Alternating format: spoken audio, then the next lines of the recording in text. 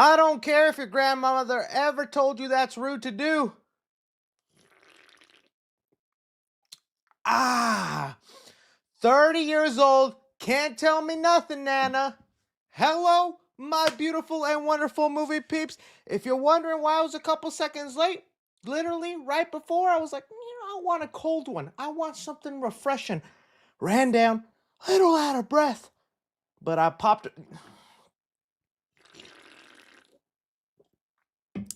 Ah, oh yeah, baby. Mama didn't raise me right, and that's okay. I'm a rebel. As you can see, 3C Films co-founder of Riz. Who is my partner? That's how much Riz he has. You'll never know. Hello, my wonderful movie peeps. It is so nice to see you here on the beautiful Friday night. We are going to be talking about we're going to be talking about a couple of interesting stories. Let me just see some people here in the chatty room. I want to see all y'all. We got Extant X. One of these ones gonna be special. Okay, the Rizzler. He's a fan of the channel. He follows me on TikTok. I'd love to do something with the Rizzler, but he's probably way out of my celebrity status. The man's playing Mario Kart with celebrities on his free time.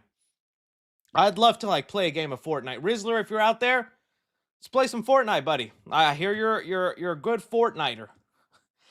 All right, we're gonna be talking about some Peacemaker. Yes, that's right. It's always funny when they call him Peacemaker. Have they ever called him that in the movies? Did they? It would. That's just a good insult. The founder of DC. James Gunn is maybe the other co-founder of Riz. He's definitely got something. Y'all guys see that video where he drinks a cup of water, then he lets the dog drink the water, then he drinks it again. That's the genius mind behind Superman and 3 amazing Guardians of the Galaxy movies. Noah, would you like some zero sugar Sunkiss? There's something about sharing a cold one with your mate. It does something to the people. It was honestly wild to see. I was like, what? Jimmy Gunn, there's bacteria in those tongues. All right. Enough horsing around. Let's get into some of these topics we're going to discuss here today. So I got them all listed out here. We're going to get into them. So starting off, looking at the Annabelle. Annabelle is going to be all over your screen. So fair warning. If you got mothers, grandfathers, daughters, dads, get them around the screen because they're going to want to see this. Annabelle Popcorn Bucket. Cat in the Hat delayed 9 months. What? Why? What did the cat do? He was on Roblox. You know what that means. James Gunn has talked a little bit about the future of DC games, and there's a big DC game that got announced this week everyone wants to talk about, so we'll look at that too. Lego Batman 4, because more details have come out since it's been announced. Another video game that I was like, dude, awesome. Halloween, getting a new game, and there is Backlash from the gaming community. We're going to talk about that Backlash. Oh, speaking about Backlash, Avengers Doomsday. It feels like people want to turn on this movie and hate on it. I'm going to try and stay defensive on it, but we've got a lot of damaging reports coming out about Avengers Doomsday, and we're going to investigate them and see if they're true. And I decided to add on this one since everyone was asking me to talk about it. Sadie Sink's character in Spider-Man Brand New Day is supposed to be a big mystery twist character. We're going to speculate on who we think that'll end up being. But for now, that is some of the things we'll be discussing here. The back rooms, I would love to talk about it, guys. I really would. But there's nothing more than just the photo where it shows the back room thing, like the little clapper. I'm not talking about your auntie either. Just a little clapper. And it's like, that's a cool photo. And I know there's been some behind the scene footage. Other than that, I would spend 30 seconds talking about it. Very excited. Very cool. When we get a poster or trailer, that's when I'll dive in more into the back rooms, you know? Oh, and Peacemaker, my goodness. How is that not on the agenda? Peacemaker. You're right. Thank you, Chet. Jeez, keep it. Jeez. Come on. Freaking 30 grams of caffeine. Do something to my body. It's been hard laying off energy drinks, man. I just haven't been able to be focused. Y'all saw I named her Yelena Belovia. Wouldn't have said that if I had a crisp Red Bull or Monster down my throat. It's been 3 months. What feels like? Okay, it's been like 2 months, no energy drinks. I thought I would feel a major difference. I thought maybe life would have light again, or you know, when you kick an addiction, you think something is like, oh, I'm gonna notice I'm more energy. I'm miserable. Caffeine not in my system. I'm miserable. What was I typing? Peacemaker episode 1 review. That's going to be at the end because we will talk spoilers for episode 1. So I'll give you fair warning when we discuss that. Okay. Good stuff. Good stuff. All right, let's see here. What was that? I got some people in the chat. Let me see what else people need to see how good your Riz is. Well, buddy, basing off that profile picture, if I Riz you up right now, Chris Hansen coming at my door. So let's do it. Yeah, let's see here. You interrupted my. Be careful, Ghostface behind you. One day, dude. One day he's gonna be real, and I'm just gonna be like, finally, dude, get it over with. Stop yapping and get to the news. Ashley Morrow, a person with wise words. let's listen to Ashley Morrow. All right, let's talk about Anna Bussy. Oh, I had to censor it for y'all. I don't even have a second tab open up. Jeez, Chris, get it together, buddy. Gonna have to restart up this part. Okay, 1 second, guys. Let's start off talking about Anna Bussy. All right, so as you guys know, we have The Conjuring 4 coming up, titled The Last Rites. Man, I had the opportunity to see the movie this coming Wednesday, but your boy has to go to a weekend concert. Yes, I'm gonna have to face with Abel and say, I didn't like your movie, but I'm gonna dance to your concert. Blinding lights, all the blinding lights. That's how much I know his song. My lady's a big Weekend fan, so we're going for her. We're going to have tons of fun. But I will see Conjuring Last Ride September 2nd. Okay, and before I get to watch the movie, I have to enjoy the glorious popcorn buckets that got announced for the film. And well, let's take a look at the first one. That's pretty much a stinker, dude. So far, I hate how well Regal Cinemas has been killing it with the popcorn bucket game. Regal has come out with some of the best popcorn buckets in the last couple months. I don't know who's the head of their popcorn bucket division, but they're not trying to bang the popcorn buckets, which is problem number one. But they're actually just focused on making really cool collectibles. Let me just show y'all, because they had the Alien Romulus popcorn bucket, which was like one of my personal favorite popcorn buckets. Not that. I was Cinemark one, still a really cool one, but it was the canister one. Dude, sick. Regal, sick job. Then they had like that Deadpool baby one, which Deadpool baby had like 2 seconds of screen time, but Regal was like, no, let's give the baby that popcorn bucket. And this was a sick bucket because it was a popcorn and a drink holder. Very well detailed. I was like, man, they stepped it up. That was pretty cool. And then they come out with this. Just Annabelle sitting there holding a regular... The popcorn bucket game is bursting, y'all. I don't know if you know this. They're on the verge. The bubble is popping. I wonder if I can still find this post. I know I saved it. But AMC was shown giving away. Maybe I can find it. AMC was just giving away popcorn buckets because they are no longer able to sell them. This is not a joke. This is a real thing I saw. Let's see if I can find it. I know who the person was. Let me go to my real Twits account. I know I bookmarked it over here for y'all. And we're gonna investigate this one. Oh, here it is. Perfect. I found it, y'all. I found it. All right. So we have here a person who went to AMC, and at their AMC, they just had a table of popcorn buckets they have not been able to sell that have just been taking up room in the back. Says here, my AMC was just giving away a bunch of unsold merch, so I grabbed this and a pair. This dude got, look at all the karate. No one wanted the Karate Kid popcorn buckets, man. That's Cinemark had the better one. This is the AMC version where you could stuff it with popcorn and could chop it in there. Cinemark had the better one. Cinemark Karate Kid popcorn, poopcorn popcorn bucket. Theirs was cool because like once you do the karate chop, it's like on a spring, so it opens on its own. It was actually pretty awesome. It was very like engineerly made. That's a real word I just made up. But here they couldn't get rid of them, and they had all the Mission Impossible ones, which I actually didn't pick one up of the Mission Impossible popcorn bucket. But I wanted to because it like lights up. You hold popcorn, and the side part is a drink.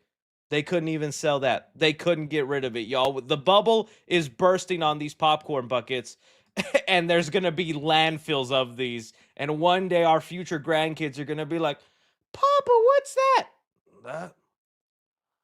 That's Pussy Island. I was trying to say popcornussy, and it just did not come out right. Oh, there was a time everybody wanted a popcorn bucket. Don't ask what they did with them, Timmy. Lot of butter, no popcorn. Why are you crying? Oh, let me finish my story. And it's just the size of Texas, like the landfill just floating in the ocean. Nothing but popcorn buckets. All this to say, this is going to be one of those unsold buckets. This Regal one was not doing it for me. I saw it and I was like, yeah, really, Regal? That's all you had? Just there sitting there? Okay, fine. I guess that's what you can do. But it was Cinemark that saved the day. And you know what? I hate to... Cinemark has been lacking a lot in popcorn buckets. I love Cinemark, but I notice more and more when I do my popcorn bucket rankings, a Cinemark bucket will kind of be at the bottom. And I'm like, dude, they're my favorite theater. I'm trying to shill for them. I need y'all to have better buckets. And this Annabelle one, they've been reading my letters, y'all. They've been reading. This Annabelle popcorn bucket is going to have a fully standing Annabelle, which is already not comic accurate because we know Annabelle just sits in a chair most of the movie. And here, you'll be able to stuff Annabelle's butt with popcorn, turn it around, butter it up, and just eat out her booty. Eat it. Just eat it out. You want to talk about getting haunted? Let me tell you, you're going to find something scary in there when you stick your hand in it. Is it going to bother me? Am I going to be frightened? I'm going to be holding the bucket like this and eating the popcorn. You got the visual yet? You know?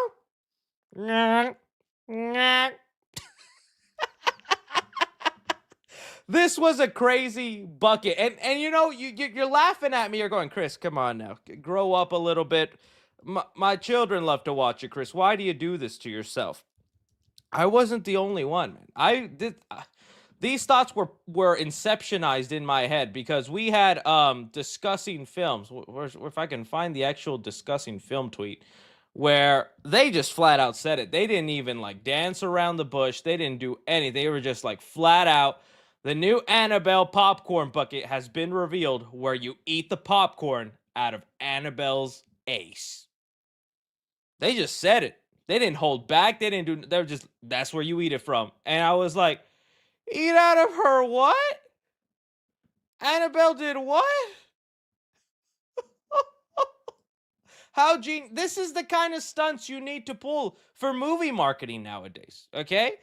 There is a whole division dedicated to how do we make a popcorn bucket filthy, disgusting, make the masses wild.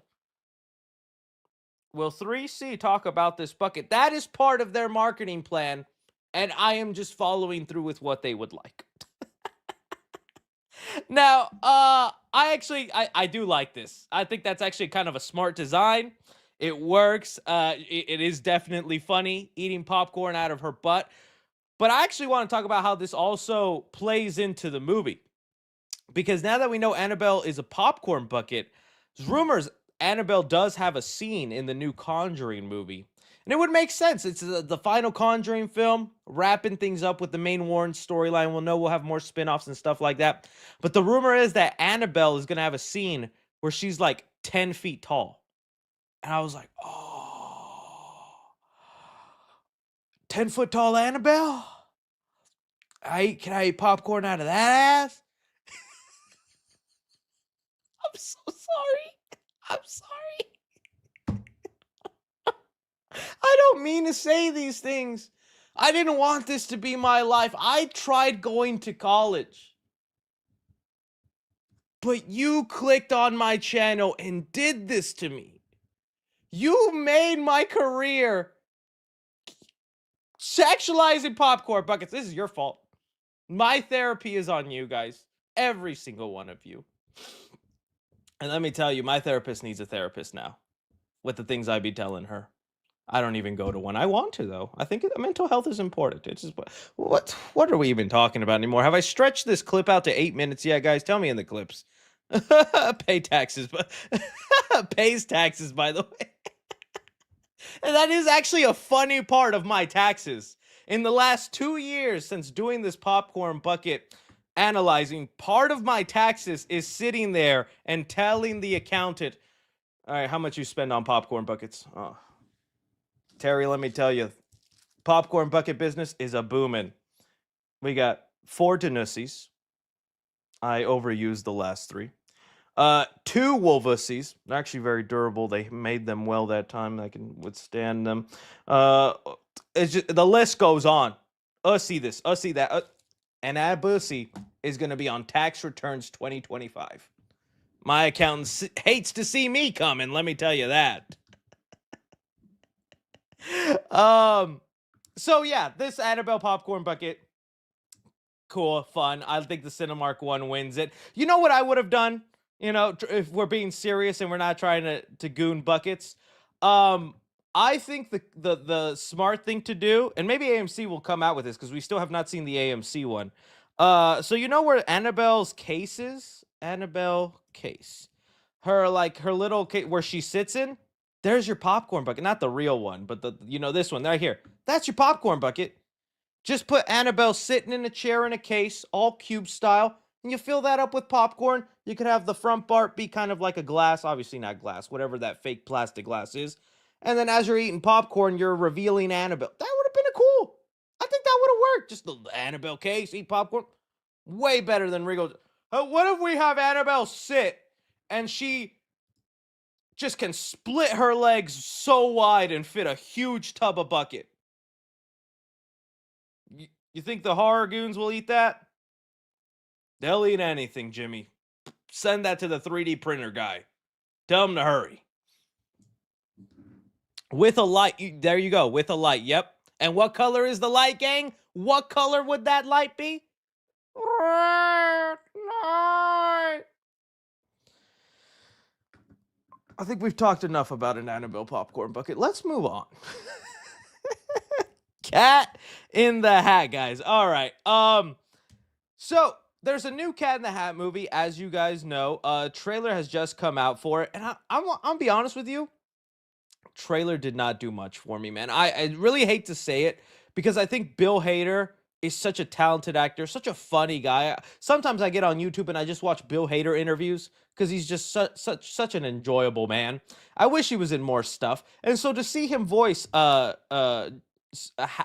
Hat, first name Cat in the, it's cool. I'm like, yeah, look, that should be nice. And the trailer just wasn't that fun. I like the concept of like he goes to work in this imaginary land and there's tons of animals that rhyme. Rat with a bat, hamster with a master. That's something.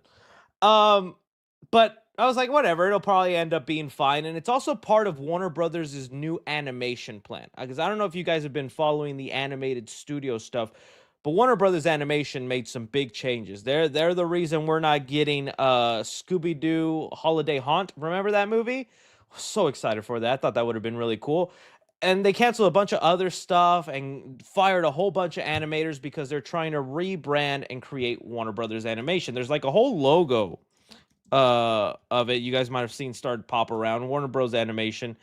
And they have big plans. David Zaslav wants to sell this big, and he wants to do it good. And you know what? With all the weird things Zaslav and Warner Brothers has done, they have been killing it. If you look at the past like big Warner Brothers movies that have been released, from Sinners, Weapons, Superman, and so many others, consistently number one, breaking records, box office, boom. I'm like, they're doing good.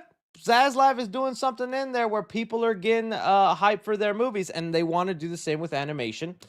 And so I'm thinking this might be the reason for this story. It got revealed here that a Cat in the Hat ended up getting delayed 9 months, 9 months, all the way to November 2026. So it was going to come out in February.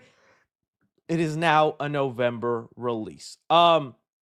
There is no exact reasoning. There was no update on why it happened, and there's even some other causes and effects of it. Like here's one of them that they mentioned. Cat in the Hat was like the only competition for Scream 7. Jeez Louise.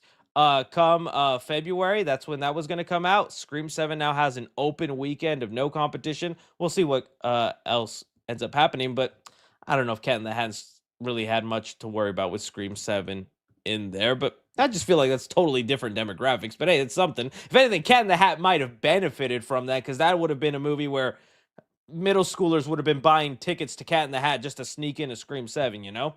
But anyways, it's interesting. It makes me wonder. 9 months is a long gap, man. That's feel like a 2-month, 3-month delay. You're like, okay, they're just trying to get away from competition. They're just trying to have their own route. 9 months, that's considerable. That feels like there is some changes being made. Maybe they're not completely happy with the movie. Maybe that there's something. Oh, Lord, did I say 6, 7? Buddy, oh boy, I'm done. The chat's going crazy with that.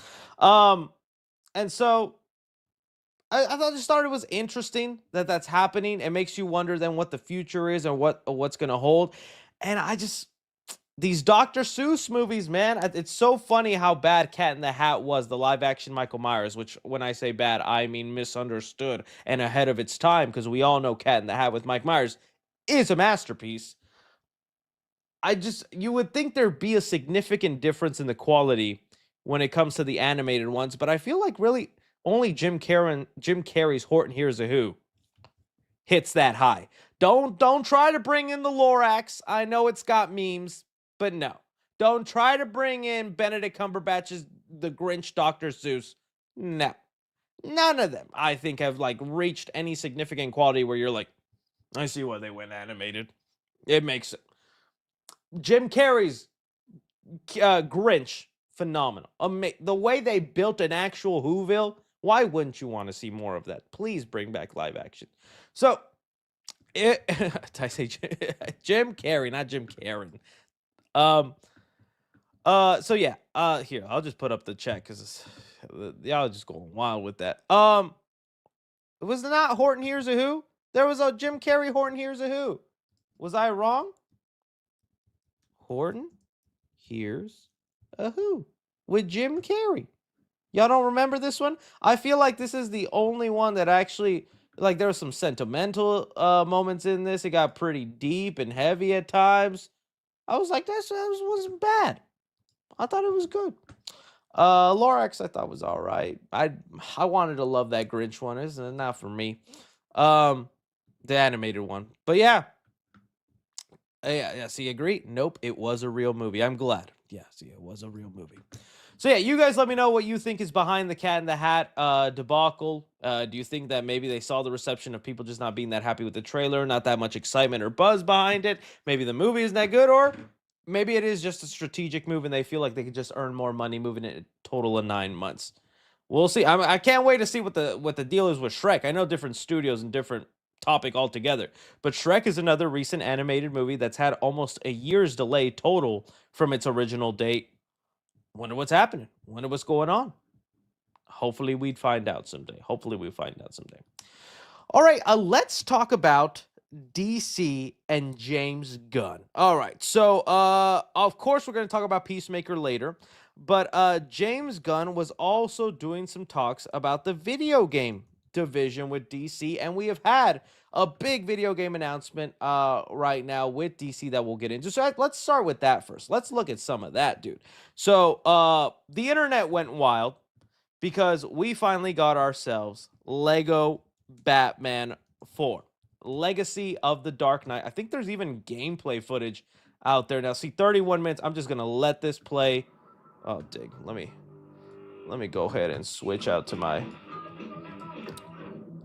that way we can just avoid ads. All right.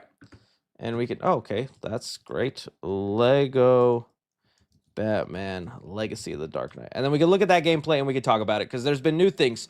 All right, so can I say something? Can I say something without the chat getting mad at me? I'm going to be honest, chat.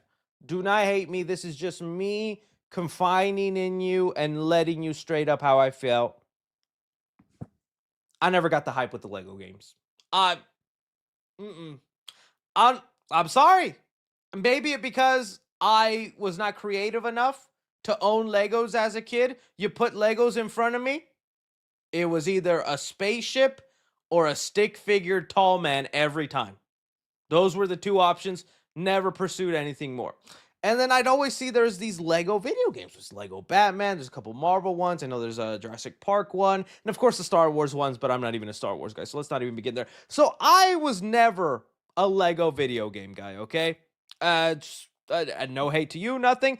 I just felt like, why don't you just make it realistic animation? Why does it got to be Lego? Just play with Legos if you want that. Why give me a video game with Legos? I'm sorry. All right.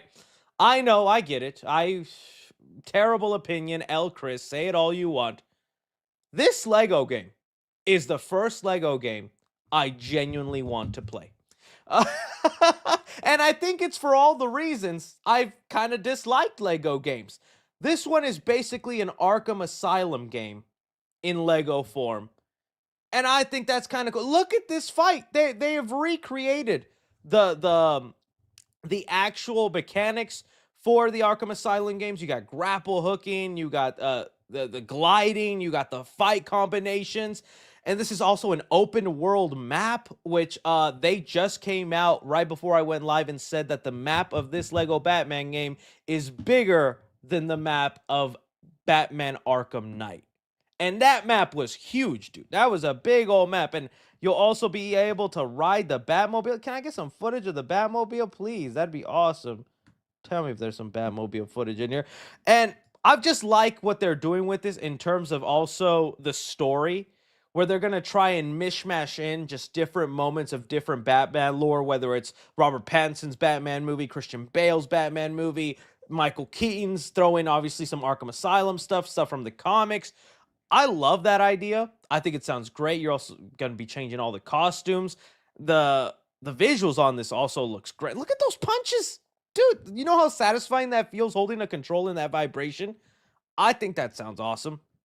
Also being able to change all the Batmobile stuff. I feel like I don't have any stuff. So let me see if I can look up Batmobile, because I want to show that off. Just seeing the actual Batmobile right off in the game looks sick, dude. Just seeing here we go. Gotham looks so beautiful, man. You can't get to me. Never has a Lego game looked this gorgeous. Look at that Gotham City, man. I know it's made of Legos and that's a fun aesthetic for some, but that's just a good looking Gotham, dude. I would want Gotham to have this kind of vibrant, dark vibe in the DCU whenever we get to that point, if we ever run to that point. Oh, here we go. And here in the Robert Pattinson Batmobile, he's about to call. Oh, so it just builds and appears. That makes sense. And you know what? This is also going to be another L. I was never even a huge fan of the Lego humor in these video games. There's always this like Lego humor where things are slightly sillier and spoofier. I was just always like, it's kind of cringy. But for this trailer and this world, it was actually working for me. It seemed like a lot of fun. Maybe because a lot of the jokes are just parodying and referencing actual moments in Batman. This whole video is just showing you how terrible of a person I am with terrible taste. I'm sorry, guys. This is just, that's all this is gonna end up being. But yeah, see, unk.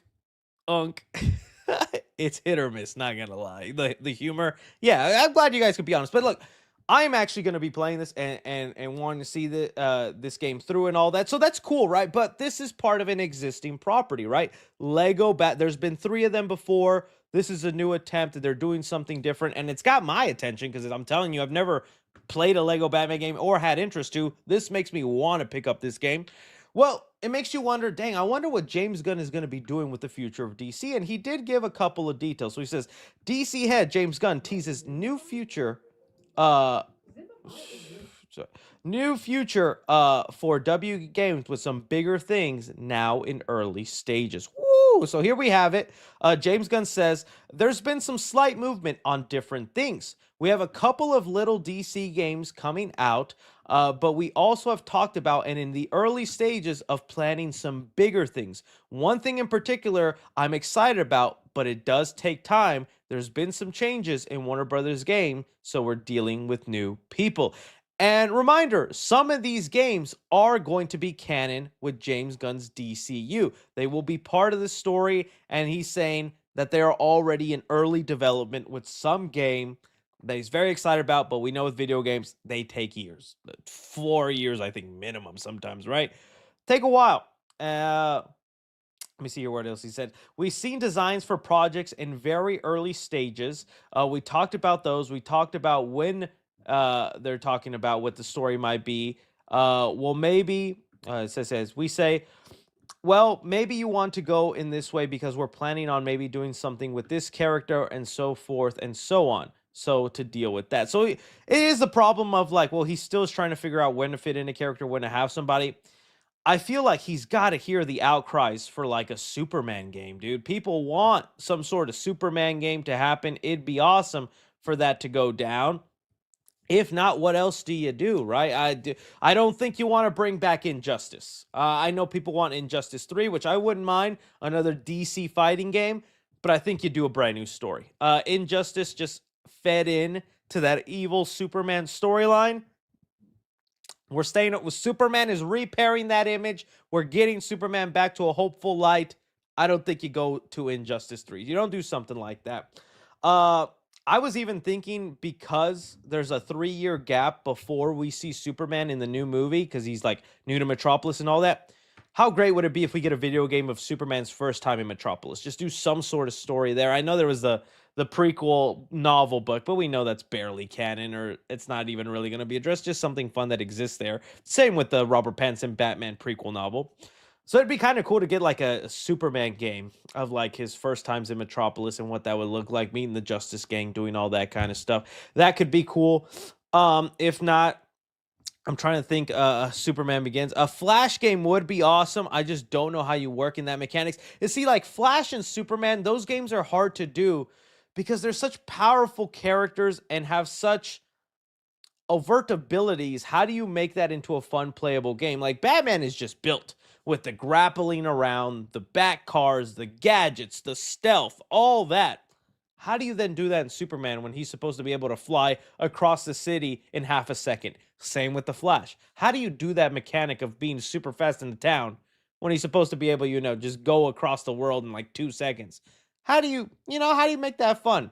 Yeah, it's the same problem I think sometimes Sonic games have, totally different. But sometimes you'll see a Sonic game that's been created by a fan where they try to make Sonic as super fast as possible, and he's just racing through levels. All this like game development, details, map design, villains, appreciated for 1 millisecond while Sonic just zooms by that level. And it's like, this is what a Sonic game should be. I'm like, dude, every level 5 seconds long with Sonic just vroom. I don't know, man. So it'll be interesting to see. It's cool. If I had a guess, I know there was rumors of like a Batman Beyond game. And I know he knows that fans have been begging for Batman Beyond. Uh Maybe he's reworked that into actually fitting into his DCU or an Elseworld, but the Batman Arkham game, let me see if I can look up the concept art. It was supposed to be with Damian. I think Damian was going to be the this Batman. I don't know how that would have worked out. I would have been open to see it, but maybe something like that could work. I'd still rather get a movie, but I mean, anything Batman Beyond related at this point, I'll take, homie. I'll take. Let me see what some of you guys. Oh, there we go. Green Lantern game? Yes, dude. How would that not be exciting? Green Lantern game would be cool. See, like, I wouldn't mind a Peacemaker game. I think we're I'm glad Peacemaker is becoming into popularity and he's gaining traction and he's starting to become more well known. I think we don't want to overvalue how popular Peacemaker is because I still just see him as a side character. I don't think if you gave him a movie, a video game, it would sell all that well. It'd do enough if you make it low budget, but I just don't know. Maybe some of the people are going to take. But as like a creator, and this is how I know, as a creator, and I having to pick and choose content, there is a reason the Peacemaker review video is a segment on this live stream and not a full-fledged video on the main channel. Well, this is the main channel, but not a full-fledged video that'll spend hours in details and doing like that. Because the time it'll take to do that will not be worth the investment. I've been looking around. I do my research. Go on there, all the big channels. Heavy spoilers, real rejects. Take a look at the numbers behind the Peacemaker recaps, views. Ain't that big. And I think that's a reflection sometimes of how many people are watching. This is YouTube Business Class 101. So I don't know. That there's some food for thought there. But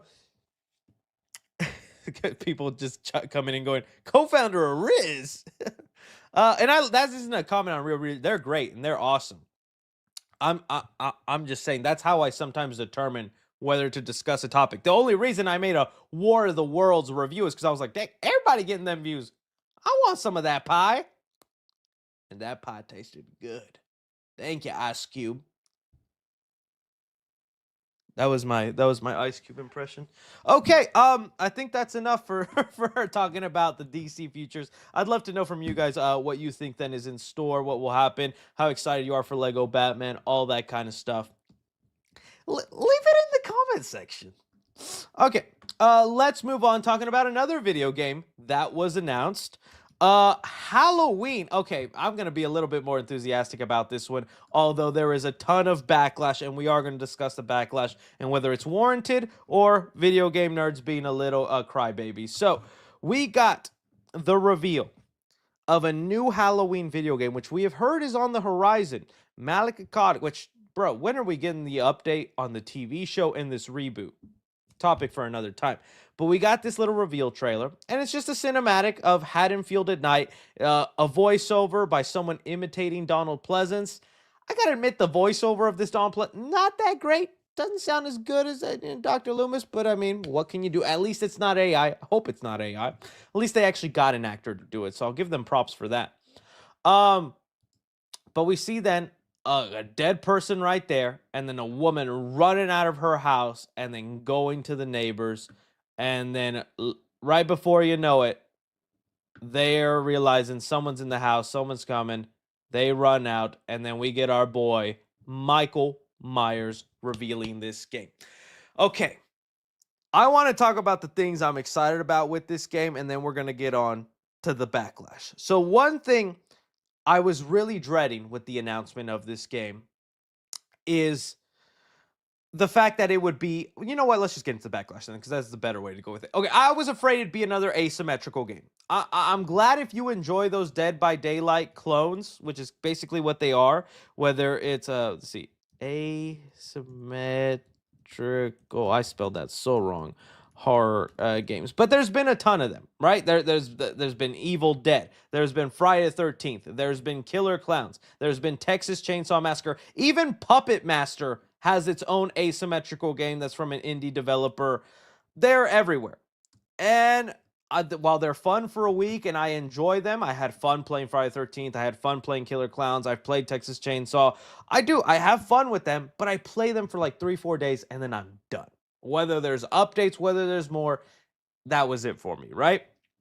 And with having played that many, you also just start to notice a pattern with the gameplay. You notice a pattern with what they do, all similar. And I think that just ruins the fun, especially when it comes from the same developers. So that's what I was afraid of. And while there is going to be an asymmetrical mode that I feel is kind of the focus of this game, which I guess leans more towards my negative, they did do the thing of adding in a single player story mode. And that right there saved this video game announcement for me. That sounds awesome. So let's get into what that is. The story mode of this game. Because I was like, so what? You just play by yourself with bots instead of the asymmetrical part?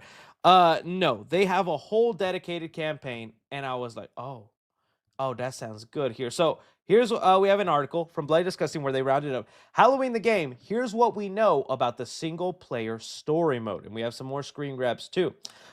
So they said here, Halloween the game will feature offline bots so that games can play matches solo, but also most importantly to note that the game will also feature a legit single player story mode, something that other asymmetrical games in the horror IP space have been ignoring in recent years, which I think is a mistake.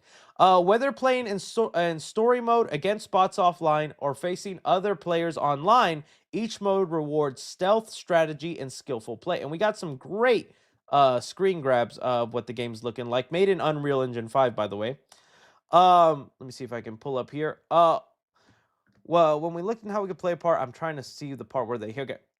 So here it says, the narrative for single player in Halloween takes on a new shape. Playing as Michael Myers, walk through memorable locations from 1978 classics such as the Michael Myers house or bask in the recreated atmosphere of Haddonfield. The single player story mode of the Halloween game plays emphasis on exploration and replayability. Let's see if that's true. With those two things largely informing the design of story mode. Additionally, special items and collectibles will be exclusive to the game's story mode, along with Dr. Loomis. Dr. Loomis seems to be exclusive to story mode. It says here, the story mode will thrust you into the coveralls of the shape and have you face off against the townspeople of Haddonfield, the police, and of course, the pesky busybody Dr. Loomis. Oh, this sounds so awesome. It's such a fun mode. You get to have a very controlled Halloween experience that will hopefully drive even more people towards the multiplayer. So that's why I say I think multiplayer, the asymmetrical part is still their focus.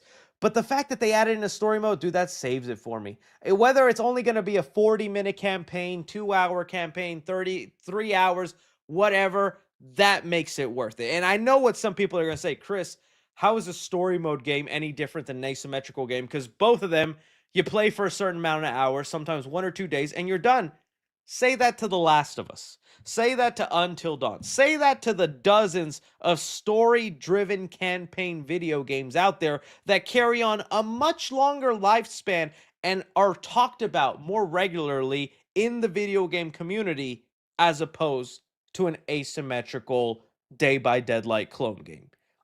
I think the only one that has surpassed that is the Friday the 13th game. That one continued having a life of its own, and people kept going back to it and playing it over and over. That's awesome.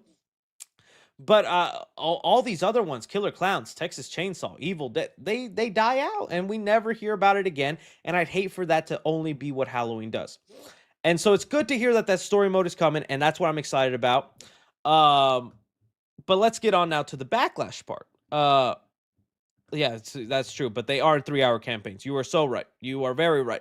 But I think there could be something very memorable about getting to play Michael Myers the night of the movie Halloween, and you get to play those moments. Like, imagine starting in the asylum, and you're there, and you have to escape, going there. What if there's a whole section where you're driving a car as Michael Myers? He drives a car in that first movie. You see him just bank a left, and Dr. Loomis is like, where is this madman? I need to find him. He is the embodiment of evil. And he's like, why we turn on the radio?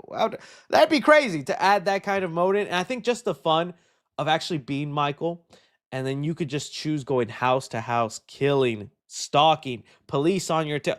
That sounds so fun to me, as opposed to just, all right, guys, we're gonna be 4 of us. I'm gonna be Michael this time, and we're gonna fight. I say that because I have no friends to play with, and that's okay. So I don't know. I'm very excited about that, but let's get on to the Backlash because people are wanting to boycott the game, mainly because of the studio that is doing the asymmetrical part, Gunn.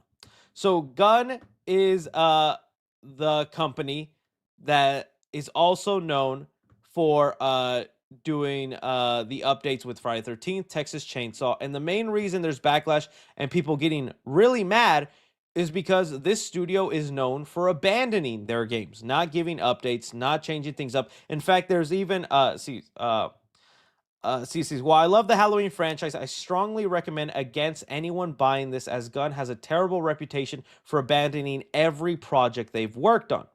Uh, they're also known to actually fight back with fans, like on Reddit forums. If they like have constructive criticism on games, they'll just you call them ungrateful or not work along with them. And then when they feel like the fans are just being too picky or whatever, they just leave the game, abandon it, and then don't follow through on promises for DLC updates and fixes.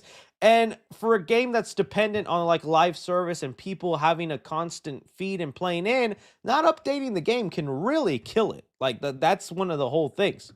Let me see what some of Gun Media producing Halloween game, so it's gonna last a year and then they're never gonna touch it again.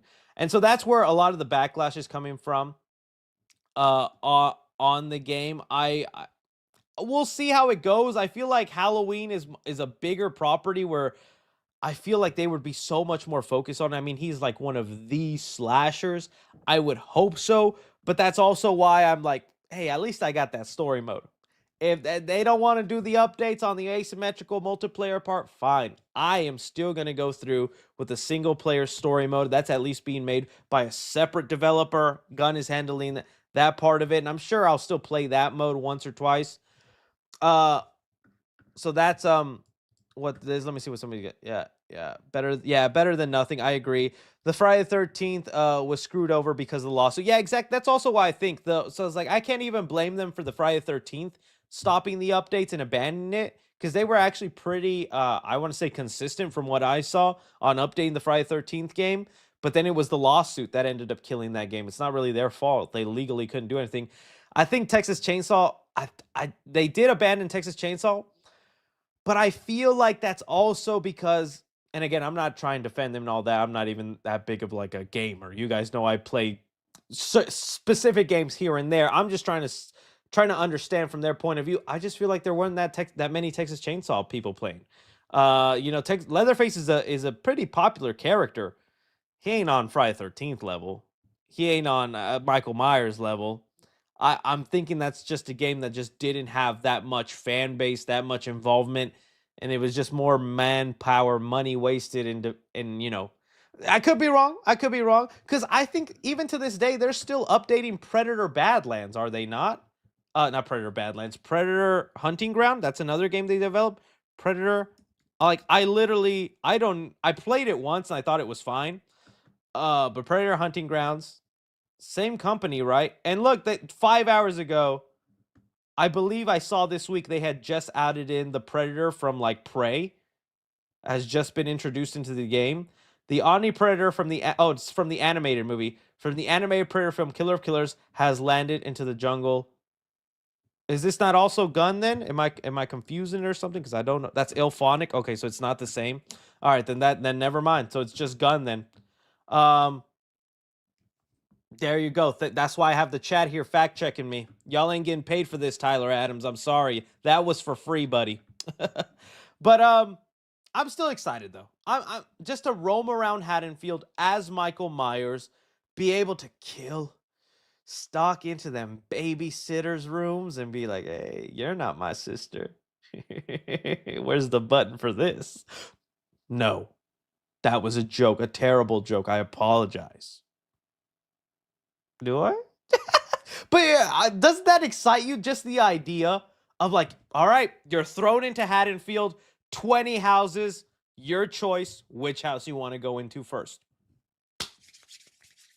Oh, Steve's taking a shower in this one? I don't think so, Steve. Oh yeah. That's like gonna be a lot of fun, dude.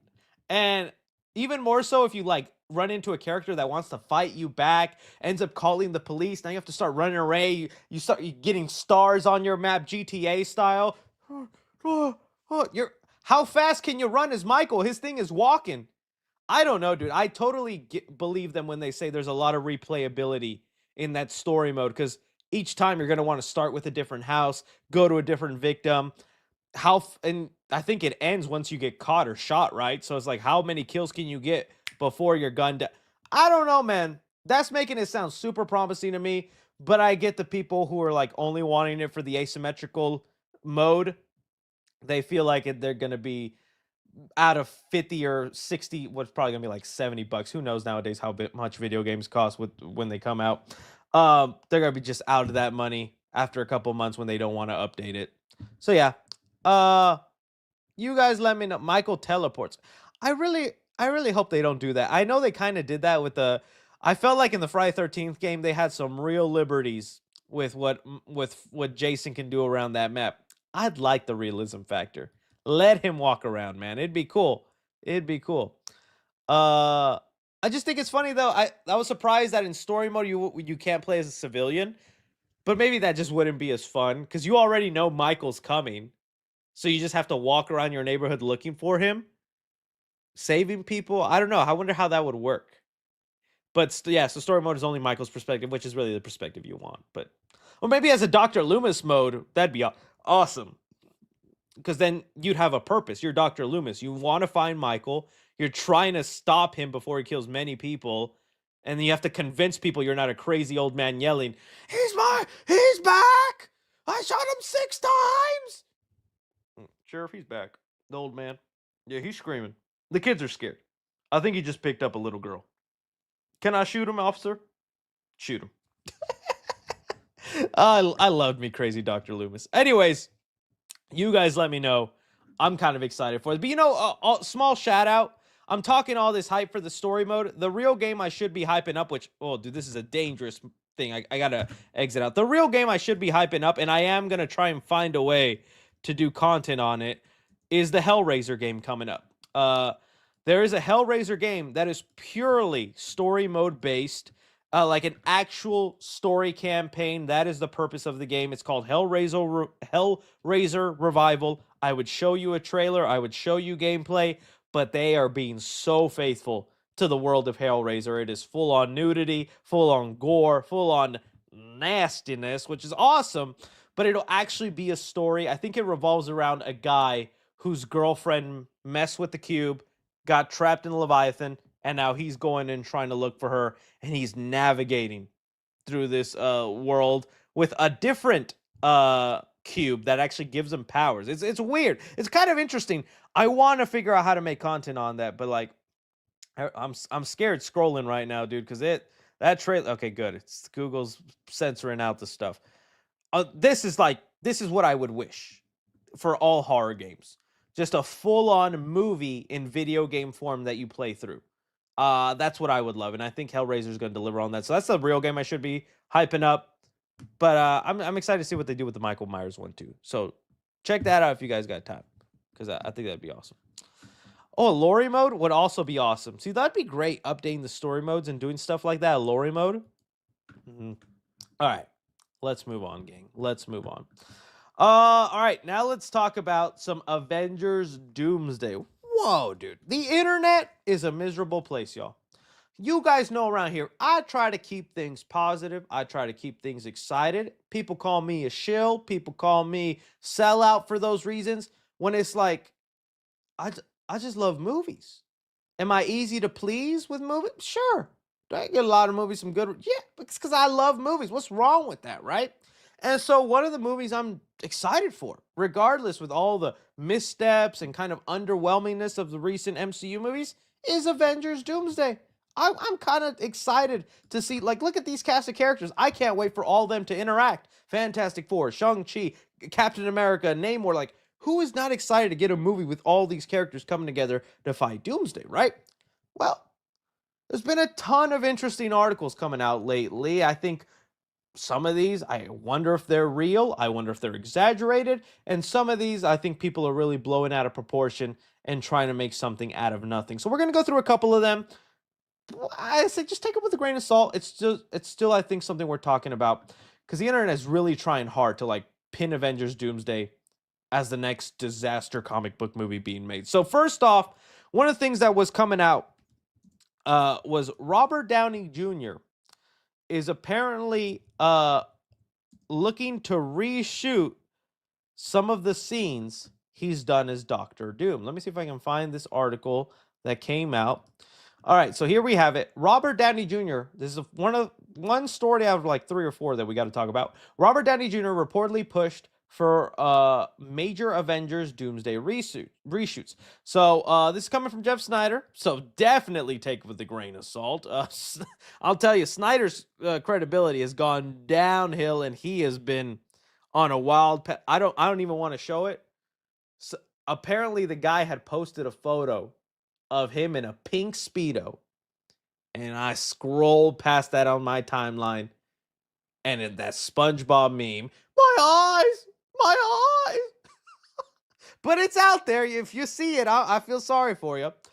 But he's claiming that Downey involved in but he's claiming here that the upcoming MCU pick reportedly underwent nearly a full month of reshoots. It was allegedly at the request of Downey himself, who's stepping into the villainous role of Doctor Doom. Snyder explained that during filming, Downey was involved in the project, but wasn't physically appearing in some scenes. Instead, stand-ins and doubles filmed while Downey provided voice work or read lines offset. But at some point, he realized that wasn't cutting it. He said here, I heard Doomsday had to undergo 3 weeks of reshoots at Downey's request. There were times when Downey would be present on set, read lines for Doctor Doom, but not involved in the scene. Okay, so basically what he claims is happening here, and what he's heard, is that Robert Downey Jr., Doctor Doom, he is not physically in the suit. He's not physically wearing the armor. And, I honestly could believe that. I could honestly believe that for a couple of reasons. Well, I think Robert Downey Jr. is in great shape and he looks well and all that. I think you do want to give Doctor Doom a sort of stature, a sort of demeanor. And I think maybe Robert Downey Jr. is a little too slender for that type of demeanor that they want to give off. I could totally understand Marvel maybe hiring a body double to fill in the Doctor Doom suit, make it look a little muscular and packed and just like a filled on physical threat, right? And so maybe that's the route they went. And they're like, Downey, we're going to have this physical guy here. You're going to be covered in a mask either way. So we're just going to have you read off your lines here. And we'll do the Iron Man thing where you're in a black room going, Jarvis, jerk it a little, So I could believe that. That maybe that's what they wanted to do, because maybe Downey in the actual outfit just doesn't look as menacing as they would like. It just looks a little off. And so Downey was just not liking that. Was feeling the performance wasn't coming out right. He wanted to actually just physically embody Doom. And so he's requesting, hey, you guys pay me $80 million to be in this movie. Can I just actually be in the suit? Maybe, right? I don't know. Downey's pretty jacked. Oh, he is. I think he is jacked, but he has a sleeper build, I think is what you would call it. A sleeper build. Oh, but also, now that I'm even saying that, there are such things as like muscle padding suits. I feel like they could probably pull that off with metal either way. Still, though, I'm just saying, like, I could possibly see that being the case. What makes me start to question this and believe its reliability is when he's saying that Downey was still on set reading lines off camera. That makes no sense. Because if you're going to have the body double thing and have someone on set do all the physical work, there is no point for Downey to be right off the side of the camera going, and now, Mr. Fantastic, I'm Mary Sue. Like, there's no point to have Downey there, because he's eventually going to do that in a recording booth in a studio. They're not going to put a mic on him to the side and be like, all right, Downey, can you say your lines here for everybody? That doesn't feel right to me. Doesn't feel like. So I'm questioning this. I'm going to give a scale of 1 to 10 to each one of these stories. I'm going to give this one a 4. 1 at a scale of 1 to 10 in terms of whether I believe it or not. I just don't see this one happening. And man, but if anybody has the power to tell the Russo brothers and Marvel, I don't like the way this scene went, we're reshooting it, it's going to be Robert Downey Jr., unfortunately. I don't think many actors could get away with that. Robert Downey Jr. probably could get away with that. And I bet you he also has, I don't want to say the ego, but he feels he has enough of the power with how long he's built the MCU that he's like, if I say we need to change it, we need to change it. So We'll see. We'll see on that. Okay, let's move on to the next traumatic story that happened. The next one, I have no idea whether I want to believe it or not. Apparently, there's been a story going around that two actors on the set of Avengers Doomsday have gotten into an altercation, a clash, if you will. So here we go. Says here, details emerge about reported on-set clash between two Avengers stars who went at each other. Okay. Let's go in again. And this is coming. Now, this one is coming from John Roca, which I have nothing against John Roca. I remember when he would be on Collider every now and then. I sometimes agree with his opinion, sometimes I wouldn't. And honestly, I never found him to be like a scooper or someone putting out sources. But that all changed when John Roca was the first person to tell us that the Hulk and the Punisher would appear in Spider-Man Brand New Day. That was like in January, guys. I'm not even in January. John Roca was like, that's what I heard the movie's about. And I remember all of us going, the Hulk and the Punisher? Okay, get this guy out of here. So what's this about Mephisto and Ghost Rider? That's the real story we need to believe, guys. John Roca ended up being right on the money, and he seems to have some source in Marvel and these films that is telling him accurate information. So it's kind of the main reason I'm believing just an ounce of this story. But he says here, there are two pretty big actors. Apparently, a comment from what I understood was made in jest that was a bit too familiar because these actors don't know each other too well. It crossed the line. One of the actors got really upset about it, confronted the other actor. It was said on set that caused a big rift. Two very outspoken actors went at each other. The situation escalated to the point where Marvel Studios reportedly considered restructuring the shooting schedule. Roca explained, one of the actors, Marvel said, we'll shoot your scene separately or without the other actor in it, and we'll figure it out in some other way. Ugh! Ugh! That sounded like the Mario. Okay, man. It is always so funny when we hear about online egos coming together. I mean, the most famous instant was Vin Diesel and Dwayne Johnson on the set of Fast and Furious, right? I mean, you can understand that. Two big, like this scene right here is the proof of it too. What actors talk to each other? That will always be so funny to me, that scene, because they're clearly not on set together, and that's how they had to film that scene. Just like, who? Yeah, we rode good together there, Rock.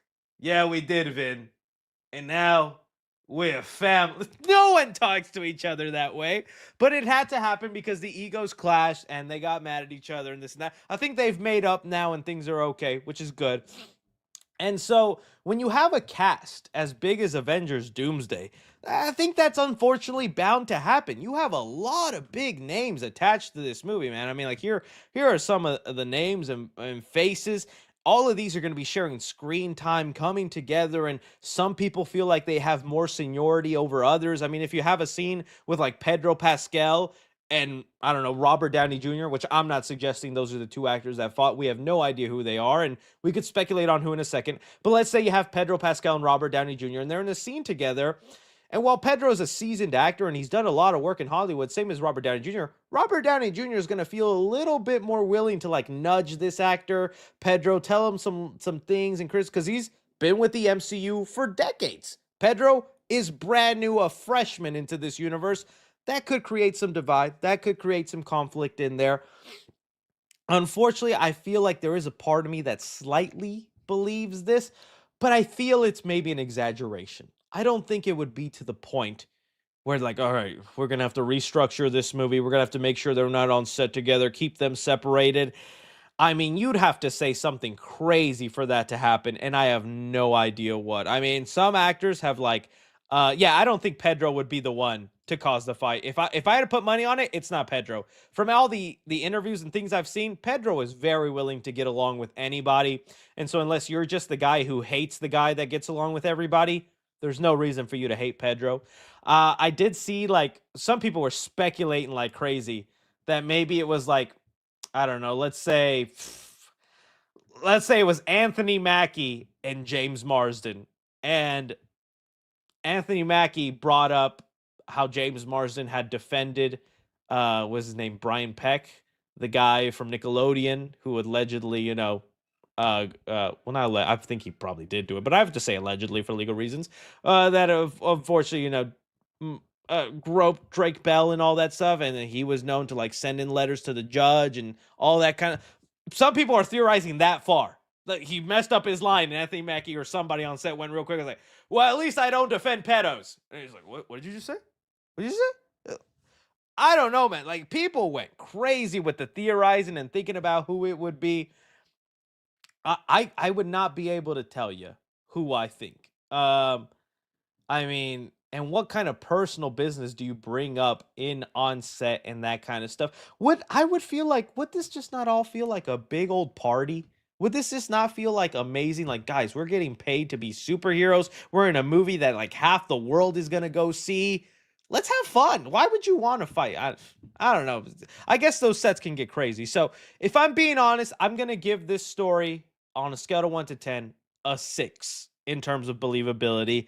I feel like there could be something there, but I do think there is an exaggeration. It could simply be two actors fought for one day, heat of the moment, long hours in those uncomfortable costumes. They're sweating. This guy's not getting his lines right, and you just want to go to your trailer and relax for the day. You say something a little off the line, you fight for a bit, but the next morning when you come back on set, you're like, hey, man, I'm sorry. I was just not in a good mood. Done. I feel like that's the extent of it, but of course I wasn't there.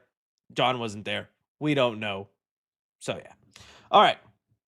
The next one, 6-7. My God, I apologize, God. I'm not doing that on purpose. I know people are saying Robert Downey Jr. and Ryan Reynolds. Maybe I could believe Ryan. Maybe, but I mean, also I feel like his role is so small in the movie. It has that you can't be doing all that kind of stuff for a small role character. Like I think Deadpool, like the reports of Deadpool being in the movie, I believe that. But I think Deadpool's going to be in the movie for a max of 9 minutes. He's not going to be a huge character. At least I don't think so. So I was like, 9 minutes of screen time is going to be enough to like restructure a whole scene and be like, guys, come on, just get it together professionally and do this scene. I don't know. All right. The next story, unfortunately, is getting a lot of traction, and I can see why. We had some comments made by the biggest leaker of you, Tom Holland, Mark Ruffalo. They got nothing on freaking Nightcrawler. What's his name? Alan Cummings. Floop. Those who know. Because he decided to come out and say something that is just not being taken well by the entire community. I mean, those might have been the comments up there, but I want to find the exact ones. I guess it was this one. He said, let's see here. Nightcrawler. I think it was with discussing film, but like everybody was going crazy on them. I want to find the exact quote so I can make sure. Doing bigger blockbusters than that. It was also funny. He was even talking about how miserable he was making X-Men 2, which now makes sense why he didn't come back for X-Men 3. I think a lot of that was the makeup and maybe Bryan Singer, the director, on top of that. Jeez, like, is it green screen? I'm trying to find the actual. I should have had this ready beforehand. I apologize, guys. Give me 2 seconds, and we will get this going. If anybody can tag me, that'd be cool too. But maybe it was it. Sometimes. Nope, not that. Oh, what? Doctor Strange will probably be working with Doctor Doom and Avengers. Okay, yeah. We've known that from the concept art, though. We'll talk about that in a second. I'm trying to find the exact one. Sorry, guys. I'm going to have to scroll on discussing films for a couple of swings. How's your day? How your turn? Any second. Oh, there it is. All right. Cut to here. All right. Alan Cumming says he doesn't know who he was acting with half the time when filming Avengers Doomsday. I did the entire film in isolation. Lots of green screen, face replacement. They even gave characters fake names. I don't know who I was acting with half the time. Okay. This story got taken everywhere, and people have been like, even the 130, 94, that's a lot. That is a lot. And a lot of people have been bashing it and saying movies should not be made like this. This is not how cinema goes. This is not leading to a recipe of success. This feels like it's going to be a disaster and horrible. Okay, maybe there is some truth to that. I think many of them don't realize the brilliance that was Space Jam: A New Legacy. Because if you see the way that movie was made, I mean, look at that. History was made there, folks. You know who LeBron is standing next to? He knows the Looney Tunes. There's Bugs Bunny, there's Lola, there's Daffy. Taz is over here. Granny's naked, you can't even see her, and Tweety Bird is right under there. And LeBron is an auteur. He did not complain. He did not worry. He took in the magnitude of what it is to make a Space Jam movie and said, I can handle this challenge. And dang right he did, fellas. Dang right he did. I'm obviously being facetious here, but it is up to that scale where this is how Avengers Doomsday is being filmed. It is just him in a room talking to he doesn't even know who. Nightcrawler is there in makeup, and one of the Russo brothers, because the other one's on lunch and one of them is working, is saying, "All right, Nightcrawler, you're talking to Luke Cage right now, and Luke Cage just took your baby mama. Action." What? You took my baby mama? That's good. Can we make it more blue, Nightcrawler, please? I get it. It's not going to be great, but I feel like a lot of Marvel movies are made this way. So many of them are done like that. And it doesn't even extend to Marvel films. Lord of the Ring movies have been made this way. I think not the Peter Jackson ones, but the later ones, Hobbit definitely were. Tons of films have the ping pong ball situation where they're just maybe looking at a tennis ball. I don't think it's unfamiliar. Some people say it could just be a special case for Alan Cummings because unfortunately he was leaking a lot of stuff. In an interview, he let it know that his character fights off Mr. Fantastic, Pedro Pascal, and he did say later in another interview he got in trouble for revealing that. So maybe when he went back on set, we're like, hey, we can't trust you with knowing who you're fighting against. You're fighting Batman in this one. Go. It's like, maybe it could just be that. And I also guarantee you, like Infinity War and Endgame also had this type of stuff going on. It'll definitely be reflected into the movie, and we'll see how it goes on. If anything, to me, this is just screaming more and more like a delay is happening again for Doomsday, man. These type of scenes where like you just have one character in a room by themselves and they're going to be implanted in with other groups of characters. That's going to take time. Reshooting scenes because Robert Downey Jr. didn't like the way it went, or because two actors are fighting and they have to reschedule things so they can film separately. This is not stuff that is buttering up the movie, and I get people's worriness for it. I am still having hope, and I'm thinking since this isn't the Russo brothers' first rodeo, they'll be able to handle a lot of this. But I think if we get that announcement of a delay of the movie being set back, it could lend some truth to some of this stuff. I mean, and we're hearing every day that they're still not even finished with the script for the movie, and that supposedly that it's all getting worked on. I'd hate for that to be the truth. So we'll see, man. It's honestly gloomy, and I get why people are turning on it. I just want to have some optimism and hope that it's working out. And again, this isn't a first for Marvel. Tons of movies have been like this. Does it create for the best scenery and look of a film? No.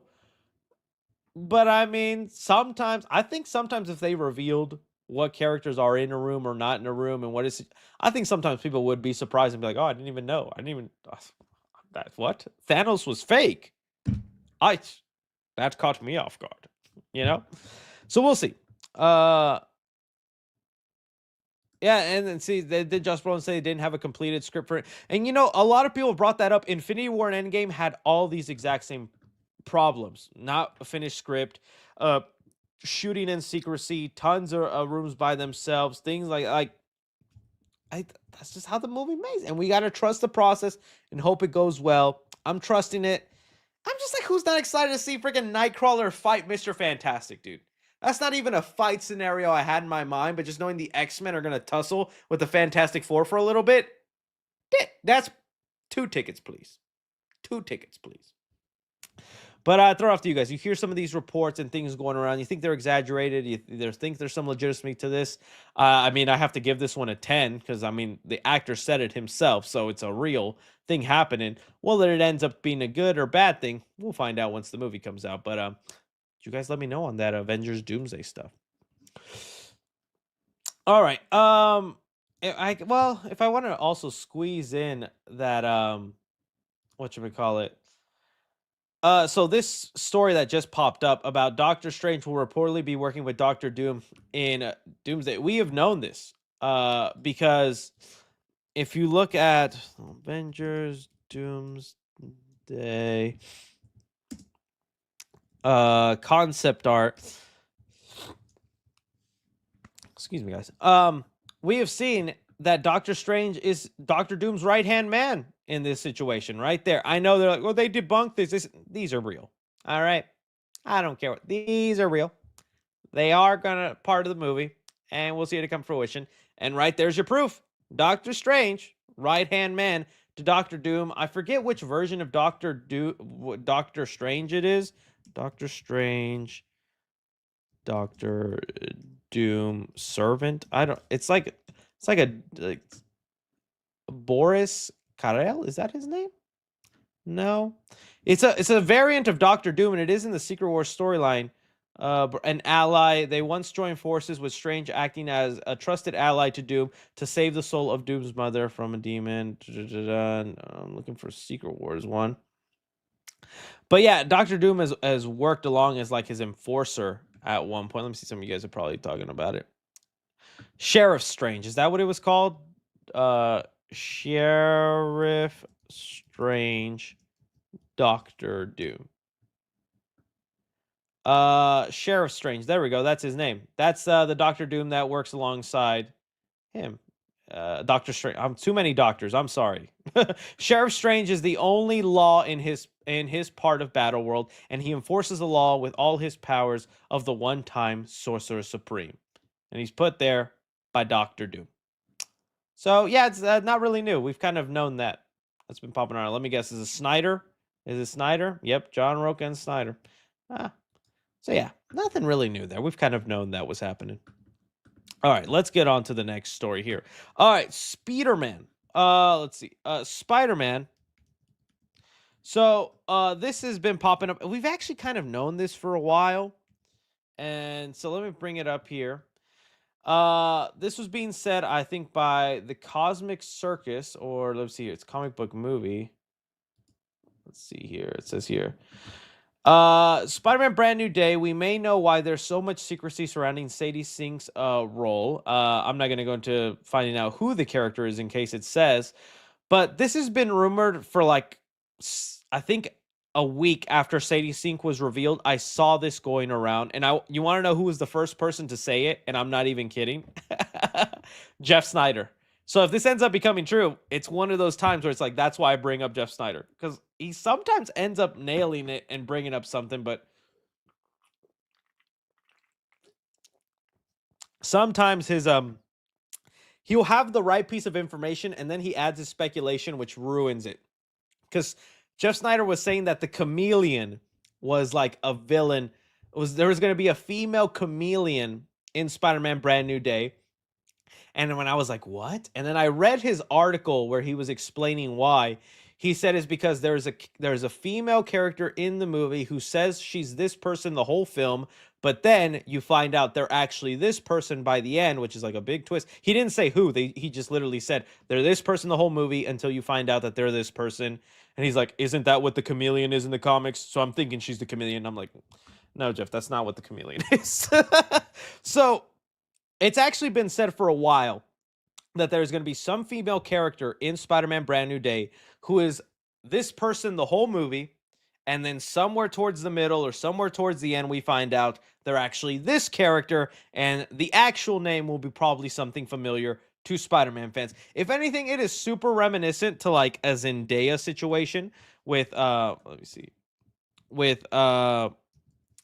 with MJ and Homecoming, right? Like that was so weird how they treated that. She's like, "Oh, I'm Michelle Jones. I'm Michelle Jones, guys. I'm Michelle Jones." And then at the end of the movie, but my friends call me MJ. Cue Miles Teller in that classroom. Say that again. I don't know why they feel the need to do something like that. It honestly just feels very dumb having characters' real name be a twist. It's also just kind of like freaking Robin in The Dark Knight Rises, right?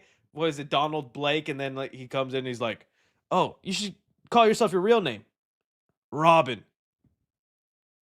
Say that again. I hate that. I just don't think it works, right? And so, all right, who could she end up being? I don't think the article actually says who it'll be or what. If it's I just don't think it's Mary Jane. They literally just made Zendaya MJ, and they already gave her full name in No Way Home, where they're like Michelle Jones Watson. So what? She's Mary Jane Watson. There's two Watsons. They're half sisters or something. What's that daddy been up to? Right? They're not gonna do that. Could it be Gwen Stacy? Sure, but like what reason would you have to hide your name as Gwen Stacy the whole movie and then reveal it at the end unless it's going to be some sort of multiverse shenanigan, right? I like is that going to be the reveal, cuz that's kind of what Gwen was doing in how do I say it? In Spider-Verse, right? Wasn't that the thing? She like showed up a little bit early in Miles's universe, didn't know what to do or what to say, and so she just ends up going to school in disguise, not knowing what's happening. Are they recreating that, but with Sadie Sink? I guess that could be it. Is she? Yeah, that's what I was about to say. Is she Harriet Osborn? But again, why hide your name? What's the big reason to hide your name? That's my thing. She could be Harriet Osborn. Why hide your name? Does she just not want to be an Osborn? Does she not want people to know that about her? What is the big twist, right? And the reveal whenever we find out you're an Osborn? What? I, I don't know, man. It just I would love it to be Mayday. I like that's been my theory since day one. Since the moment Sadie Sink got announced, I said Mayday Parker. Make her Mayday. That would make sense to me then to hide her name. She's like maybe incursions are happening, characters are being pulled in and out of their Earths. She's in our Earth. She doesn't know what's going on, but she sees a Spider-Man and she's like, "Well, in my Earth, Spider-Man's my dad. Should I get close to this guy?" And so that would give her a reason to hide her name. She doesn't want to be revealed to be a Parker. So she's like, "Hey, my name's Someday." And then you're like, "What?" It's actually Mayday. Oh, oh. Can you imagine her name Someday? Someday, someday, park there. Not Parker. Someday Parker. Felicia Hart. No, okay, now that one would work for me. Felicia Harding Black Cat, that could although I don't see Sadie Sink as Black Cat, because again, I just being honest with you, when I think of Black Cat, I think of a kind of a grown woman, sexy and seductive, Sydney Sweeney style. I unfortunately just don't see that for Sadie Sink because I still see her as a child on Stranger Things. But maybe, knowing the MCU, Marvel family friendly, they don't go the sexy, seductive Black Cat route. So maybe she's a criminal, hiding her identity, has a secret agenda. I could see Felicia Harding then hiding her name and then it being revealed at the end because she's trying to get, I don't know, some sort of jewels or something like that. And, my other idea for her was, how do I say it? Jane D. Wolf. I thought maybe she was going to end up being Jane D. Wolf, but other than really die-hard Spider-Man fans, who is going to know Jane D. Wolf? I don't think because it has to be a name that once it's revealed and said who she is, well, it's got to be a moment for the audience. And unless you're Spider-Man fans, that's just not going to be it. The Jean D. Wolf was a character that died. It was attached to the Black Symbiote storyline, and she's a cop. It leads to a big tragic thing, and it even ties into others. I feel like maybe she's an undercover cop doing some stuff, but she's also looks way too young to be a cop. Way too young. I just again Firestar. It would that would not draw big surprises from people if she's Firestar. My name's Star Firestar. The freaking old people in the room who still remember Spider-Man and his amazing friends will go crazy. It has to unfortunately be a name that people will recognize. Related to J. Jonah Jameson, that could be interesting. Maybe she's trying to be a reporter with her dad and she hides her name for that reason. I don't know. We'll see what ends up happening. Oh, Morgan Stark. No, Peter would know what Morgan Stark looks like. He would know who Morgan Stark is, because I feel like there'd be a part of him that would want to like know that Stark's family and legacy is okay. Peter would know what Morgan Stark looks like. They wouldn't be a surprise to him. Jean Grey, I guess that could be a surprise, but with all the characters in Spider-Man, throwing in an X-Men Jean Grey, it's just like, why? You know? I don't know. So we'll see what ends up happening. But supposedly she's a big twist reveal. We'll find out, y'all. Harriet Osborn. That's where my money's going. No, I would like it to be Mayday. I would love it to be Mayday Parker. I could definitely see her as like Tobey Maguire's daughter and Tobey Maguire and MJ's daughter. Yeah, I see that. Okay, wow. Just rattling on by. All right, time to talk Peacemaker, y'all. All right, so Jeez Louise, Chris. All right. Let me bring it up here. Peacemaker Season 2 has now premiered. The first episode is out. It went up last night, and I think this will probably be a regular thing here on the Friday live streams where Peacemaker comes out on Thursday, and then come Friday, it'll be the final topic of every Friday live stream where we'll talk spoilers and discuss what just happened in the episode and our theories for the DCU. So this is unfortunately your one warning right now. Spoilers for episode 1 of Peacemaker and I guess Superman and things that have been going on with the DCU and whatnot. I do recommend you check it out. First episode, really good. Really good.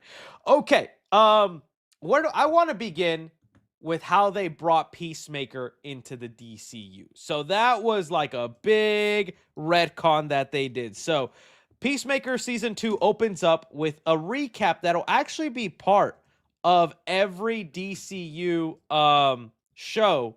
James Gunn has said in an interview that every Peacemaker or that every DCU show will start with a previously in the DCU, and it'll just catch you up on what's been going on. And basically what ends up getting revealed is that everything that happened in Peacemaker Season 1, or most everything, all the major plot points, still happen and is a parallel universe of the Peacemaker in DCU. So technically, the Peacemaker in James Gunn's The Suicide Squad and Season 1 are from the DCEU, but in the DCU, there is also a parallel Peacemaker that had the exact same history, but the biggest change is that when he called for reinforcements, it was not the Justice League, it was the Justice Gang. And here we have them. Mr. Terrific, Superman, Guy Gardner, Green Lantern, Hawkgirl, and Supergirl.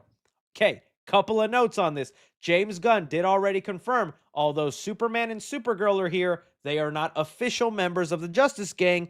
They just like to help out and team up with the Justice Gang from time to time, but they are their own heroes. All right. That was an interesting reveal, and really, I think that is probably the simplest, easiest way to put us into the DCU, because it's been nothing. I say there's been confusion, but you gotta admit, it's a little weird to have a new universe built off the dying breadcrumbs of your previous universe. That's just weird. Like, come on, hot take. That is weird. That's like if Batman Begins started using the ending of Batman and Robin. Why would you do that? just wipe the slate clean, straight. I can't even talk. I'm so frustrated with that, right?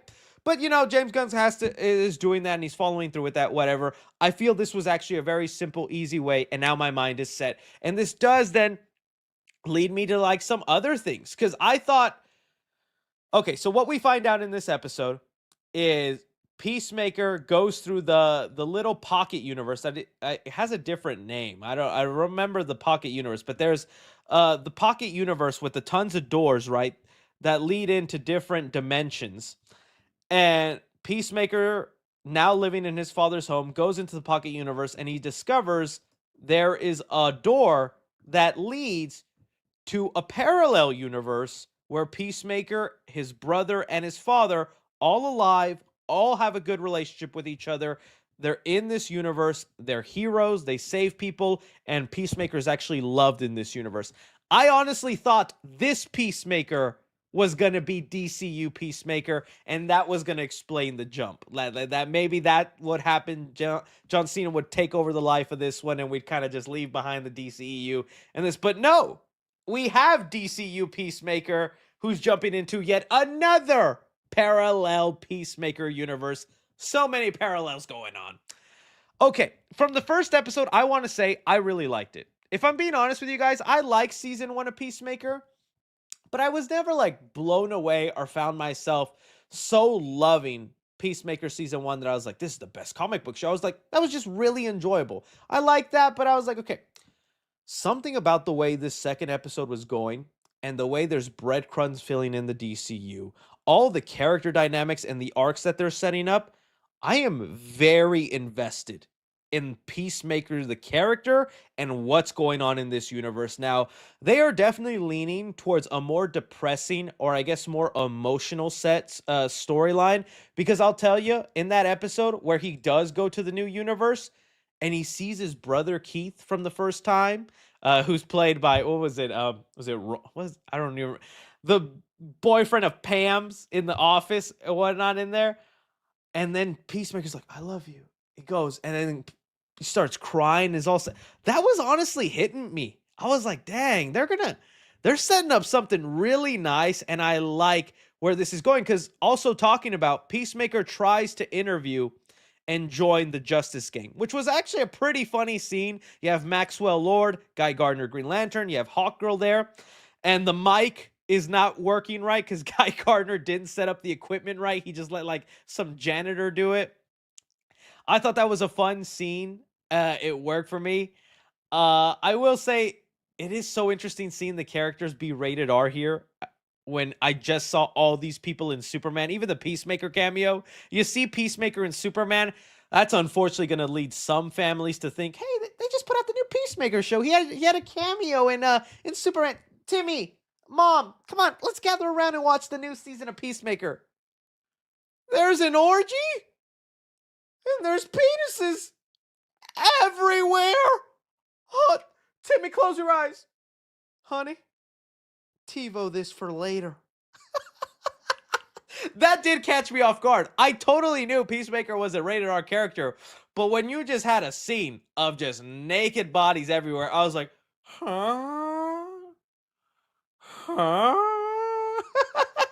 But I guess kind of smart of James Gunn, because if the show is going to get even more rated R, more brutal, more crazy things are going to happen down the line, you want to set that standard from episode 1 that's like, hey, you're not supposed to be watching this with little Timmy.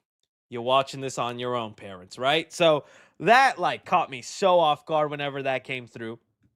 But all right, that was happening. If I want to talk about some other things that are filling out the DCU that are making me interested. So we did have some Easter eggs and stuff. I think there's like actually let's see. I'll pull them up. That way we can go through them one by one. Peacemaker Easter eggs. I think there was a great account that posts all of them. Yeah, DCU Brief, follow them and whatnot. And by the way, you'd be surprised how many other channels out there just steal the Easter eggs from Reddit forums and online. Your boy's here just giving you the straight source. I'm not pretending like, oh, and I knew this. This guy was from this comic book of... No, I give credit where credit's due. All right. It's crazy how this character is becoming like the news person for everywhere. So we see him again talking about metahuman outbreak. He actually mentions Arkham Asylum, which was awesome. We get an Arkham Asylum reference in there. I'm like, oh, they're building. Anytime we get a Batman reference, I feel like Leonardo DiCaprio in Once Upon a Time in Hollywood. Oh, Batman reference. Batman reference. It's pretty cool. So we have that going on right there. We see the top trio. They've been good. They've been working along. All right. One of the things we've talked about that. All right. So this is a big one people are talking about. There's a character that shows up that I've never heard of called White Rabbit, which is apparently a villain in Batman comics, and it's just played up for jokes. It's made up for laughs, but it's so funny. Because I think James Gunn is being very loosey-goose with his universe, and if he can make a joke out of it, or if he can have fun with it, and it's not going to impact the overall story of his world, he's going to do it. Problem with that is you have fans like us who dissect and go crazy hard on anything you showed us. So if you show us this is what a Batman villain looks like in this universe, well, it caused debates. Because, there is still half the internet believing Robert Pattinson Batman might merge in with the DCU. And this aesthetic just does not fit in the Riddler, the Penguin, all those villains they set up. Imagining her in Gotham next to a Robert Pattinson Batman doesn't work. Okay, maybe you could be right. You don't know. I definitely think it could be a situation where James Gunn has said it before. Every director is going to put their own spin and style in a DC movie. I think James is going to be very good about that with his DC universe. That Wonder Woman is going to feel tonally different from Superman. Superman is going to feel tonally different from Batman Brave and the Bold. But when they merge together and come together in a movie, it'll work. So I don't think it's that crazy to think the Batman universe is so oddly different than what the Superman universe is. That's what James Gunn is going for. He wants those movies to feel very different and distinct voices. So I don't know. That's just a thought. Again, I'm fine with getting two Batman. I'm just saying if it happens, I don't think this is definitive proof of that, but that is something. Maxwell Lord finally gets some more screen time. It was fine. James Gunn has even talked about more that he's not really a villain character. He's gonna remain as this morally gray character. He says that in later comics, yes, Maxwell Lord is more of a straight up villain who like shoots Ted Kord Blue Beetle. James Gunn's like, that's not my version. This guy, he's just a businessman. He does things that are right. He does things that are wrong.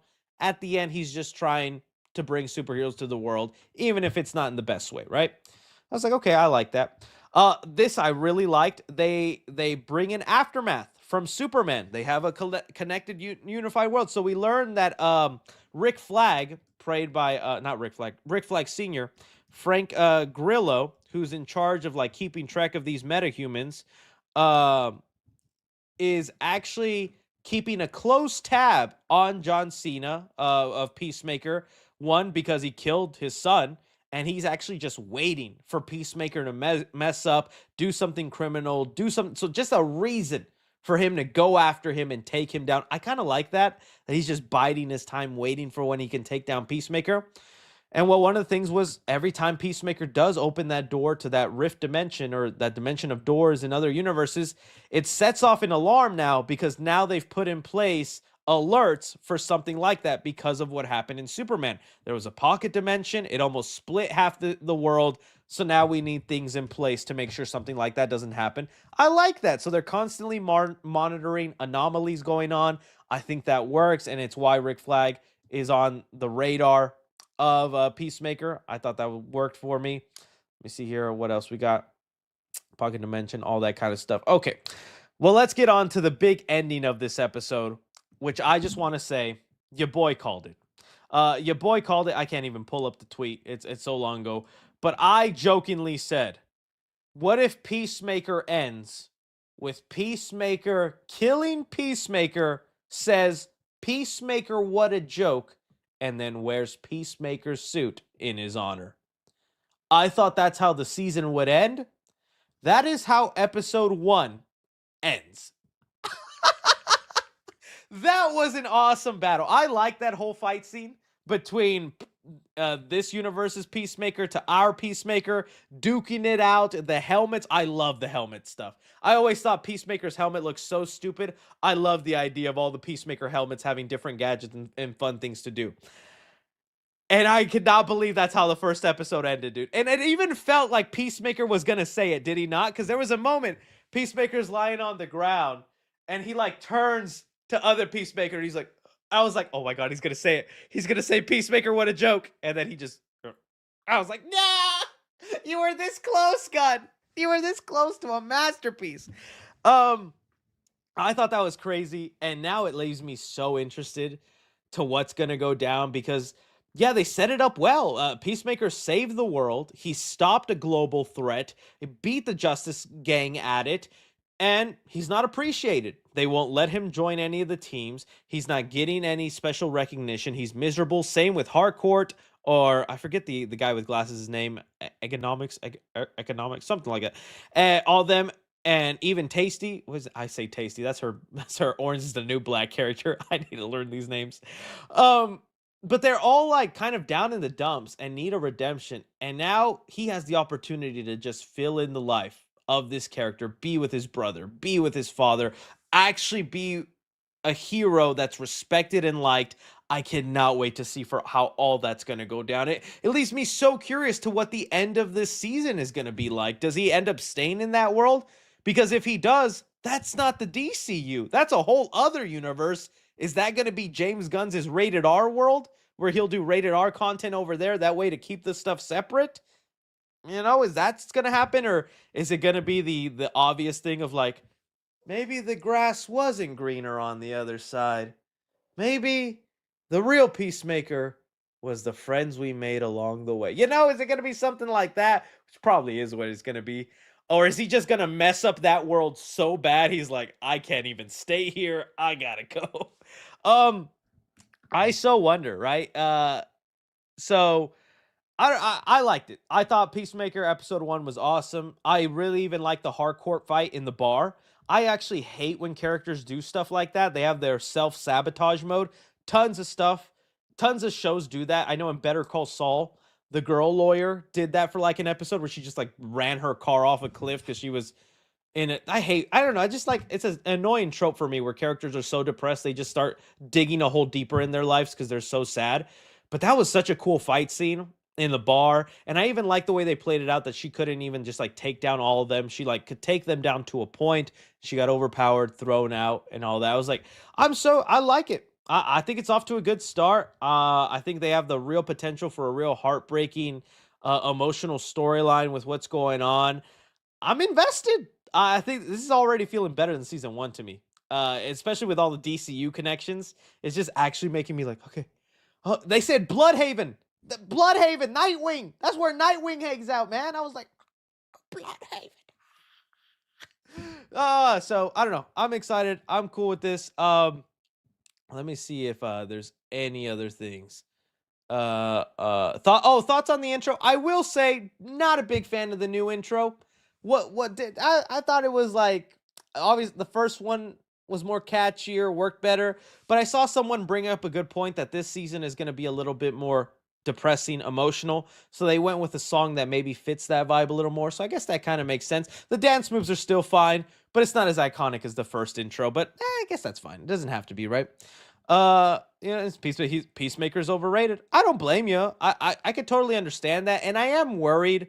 There is a worry in my mind. James Gunn is getting too inflated with the own characters he's involved with. I don't need Peacemaker to ironically become a Black Adam for this new DCU. What I mean by that is because Dwayne Johnson played Black Adam, they were setting him up to be such a huge, gigantic villain in that world where he wasn't even going to fight his own rival Shazam. He was just going to go straight to Superman, and we were leading into a Black Adam Superman movie. I don't want Peacemaker to end up getting that same kind of over-bloated treatment. Just because James Gunn likes John Cena, likes what he's done with Peacemaker, I don't think means you need to make him as important as a Batman, as a Superman, as these characters in this universe. He's fun for what he is right now. But yeah, definitely don't overbloat us with Peacemaker where we're just like, oh my God, oh brother, this guy stink, you know? Maybe that's an L take, but I'm just, I'm just kind of being honest. Just go. He says, he won't, dude, relax. I mean, you say that, but think about where we are in the universe right now. We literally had a Peacemaker cameo in a Superman movie. And Peacemaker is the show that's setting up the bigger conflict for the DCU. James Gunn has said that. James Gunn has confirmed that.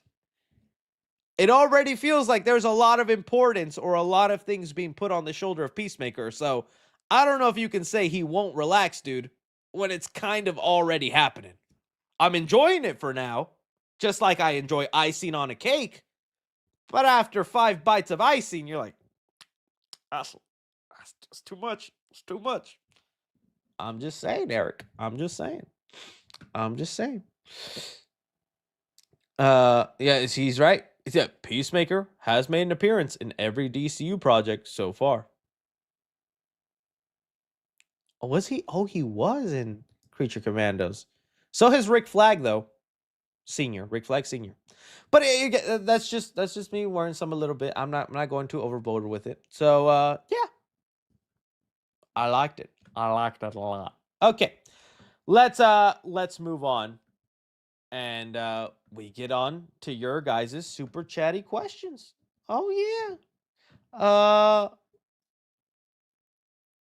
Yeah, I was like, I don't remember seeing Peacemaker and Creature Commandos. I was like, did I miss him for a split second or something?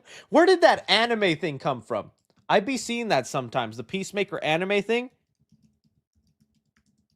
Where's that from? Peacemaker anime. I don't know. Was that a fan creation? Where is it? Peacemaker anime. Oh, is that from the animated Suicide Squad movie? That's where that's from. Okay. That's why I believed it. I was like, I remember seeing an animated Peacemaker, but that's from this, not from Creature Commandos. Thank you. Please do the dance intro. Maybe for episode 2 recap. I gotta learn the moves. I know there's just this one.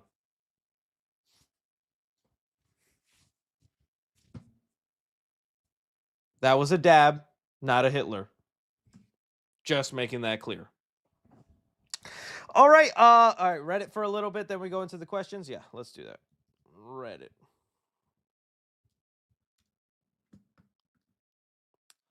Oh, we got some nice new Funko Pops. Yeah.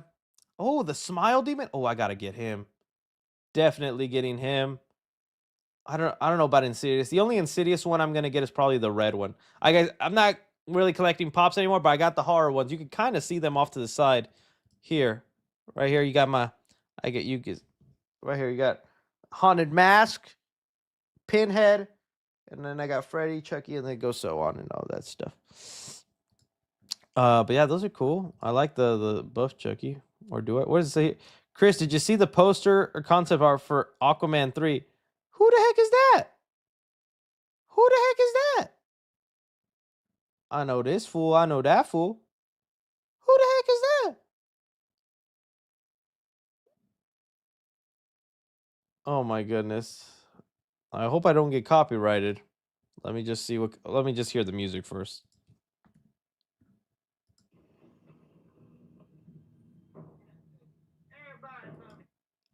Oh my God, Snow Object. This is a 2-minute long video, buddy. Dude, you're being greedy. Let me just tell you that right now. I'll watch 30 seconds of it. And if 30 seconds don't impress me, I'm outie. All right, let's see, man. All right, so everybody Dougie. Everybody love me. LGBT is always welcome here. Everybody Dougie. Everybody.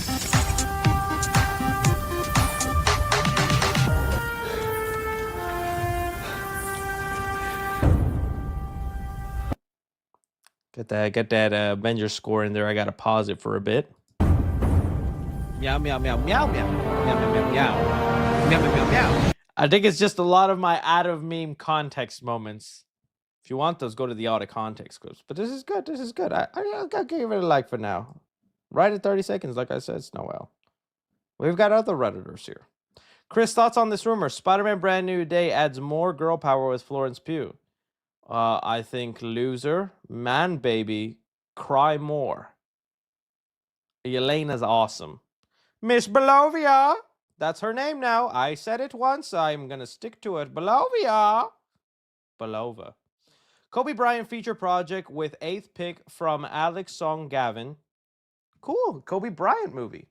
I didn't know much about his life, but now I will learn.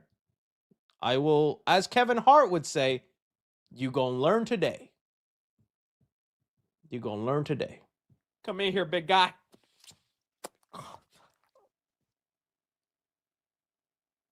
Tis facts. Tis facts. What the heck? Are you excited for a Scream? I'll win that. Yeah, I mean, like, it's a Scream movie, buddy. I love Scream. I do want to see it. If this is the first poster, the excitement went up times 10. Any news on Now You See Me 3? Why does this look like one of those Distract Kang for me thumbnails? You guys have seen those? That's what that looks like. Distract Kang for me. That's exactly what that image looks like to me. These substance, I need you to distract Kang for me. Now you see me's, I need you to now you don't me. How well did oh dude, I don't even want to look at it because I know this aged horribly. This is my prediction for guessing the box office and how good or bad a movie is, and we'll look at that video at the end of the year again. But it did not. My predictions. I'm never doing that again. I'm still gonna do it again next year, but I will learn. Chris, I am here to clear up some information about your confusion. I'm being called Edgar in my submission for introduction for your reviews. Is it Edgar or Edgar? Edgar? Is it Edgar or Edgar, buddy? Today's a brand new day, Peter. A brand new May Day. I thought your day was someday. The goat. Come in here, big guy. Yeah, the Reddit is brain rotted. The original plan for Spider-Man 4 was to feature a street-level showdown in which Spider-Man and the Punisher team up. All right, so this is when we first heard about the news, and this is months before it got actually confirmed that's actually what's happening. So this is my reaction to what I thought about this idea of the movie. Oh, I can't even wait to see. To take on the Hulk. No, it wasn't. No, it wasn't. No. Okay. Last week, we literally heard the story about, Spider-Man is going to involve Mephisto and Daredevil, and they were going to adapt a version of Brand New Day or One More Day where Mephisto gets rid of, Peter's marriage with MJ in the comics to save Aunt May's life. And I was like, I don't love that idea, but that makes how? What is the Punisher gonna do against the Hulk? I love the Punisher as much as the next guy.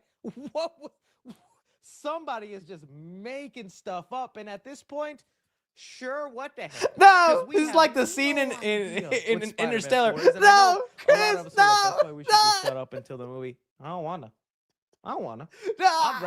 I'll read articles like this all day long. It's true. Until you tell me finally what Spider-Man is about. They gooed it into existence. And I was like, jeez. I mean, it would have been cool to see Spider-Man and Punisher team up, but having the Hulk as the villain, no, that's where we got to check in Kevin Feige to a home. We're gonna give him endless pudding and oatmeal, give him a nice nurse, and say, "You did your time, Feige. It's time to let it go." If he was honestly gonna go with this storyline, I don't believe it at all. And oh, dude, you know what's so funny? Once it got confirmed, what did I do? Glaze. Oh, I became Mole Man in Fantastic Four. Oh, glaze it on there for me, Feige. Glaze it on there for me real good, Feige. I can't believe that was my reaction to it. Because does it not sound ridiculous? It does sound ridiculous. But I think it was the slow reveal of everything. Because first it was confirmed, and I say confirmed, but it was from the Nexus Point, which I found reliable, that the Hulk would be in the movie. And I was like, well, Spider-Man and Hulk, hell yeah. Like, growing up in the early 2000s, you always wanted the Hulk and Spider-Man in a movie. That's just like something cool. And then it got revealed Punisher was in it, and we're like, oh, okay, let's do it. But oh man, dude, I was like, that's such a stupid. How is that gonna? I think it's because the way they phrased it too. He said that it would be a movie where Punisher uh teams up to take on the Hulk. It's the way they phrased it, that it'd be a movie where the Hulk was the villain, Punisher and Spider-Man team up. That's where I was like, that sounds dumb.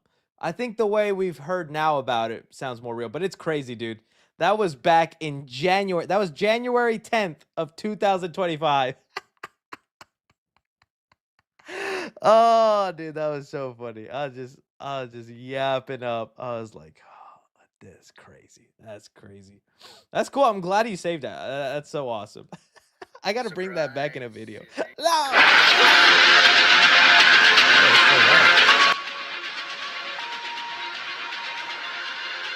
Pretty cool. Pretty cool little screen grab. Oh, hey, I'm blue. Can you see the clue? Ooh, I actually like Blue's Clues for a little bit. My mind was blown Oppenheimer style the day I found out Blue was a girl. I always thought Blue was a boy. When did Blue's Clues go woke? Ridiculous. Ridiculous. Okay. Let's good lord, that was loud as F. Yeah, sorry. I didn't mean to play that so loud. Jump scare. Yeah, so that's a girl. Yeah, it's a girl. Y'all didn't know? Blue's Clues is a girl. I'm blowing minds right now. Y'all did not know. What? Wait, what? Yeah, I didn't know. I always thought, no, Blue is I swear, unless there's a Mandela effect. In Blue's Clues. Yes, Blue from Blue's Clues is a girl. I told you. I did not. I'm so funny. I'm so funny. It's so funny because I was like, I have seen dozens. I have seen. What is this, guys? Come on, Blues. What are we doing? What are we doing, man? I remember Blue being I remember Steve being like, "Hey, where is he? Let's go find him. Where's Blue?" I think I would have like jumped in my chair watching Blue's Clues as a kid if he said, "Where is she? Where did she go? Have you seen her?" I was like, "Did he not? Or did he always just refer to her as Blue?" I don't I don't know, man. Blue has always exactly apparently, but to this, there's people finding out to this day Blue is a girl. We're revelations we're discovering here today, guys. Just Bluey is a girl? You're gonna blow my mind again. Bluey is a girl? Bluey gender is the first thing. What? Wait, I thought this dude was Bluey. That looks like a dad. I've never seen Bluey. Bluey is I'm not caught up in Bluey lore. Who blew who? That's a girl? What is going on? Is that not a pop? Is that not dad? Or is this dad and that's mom? No.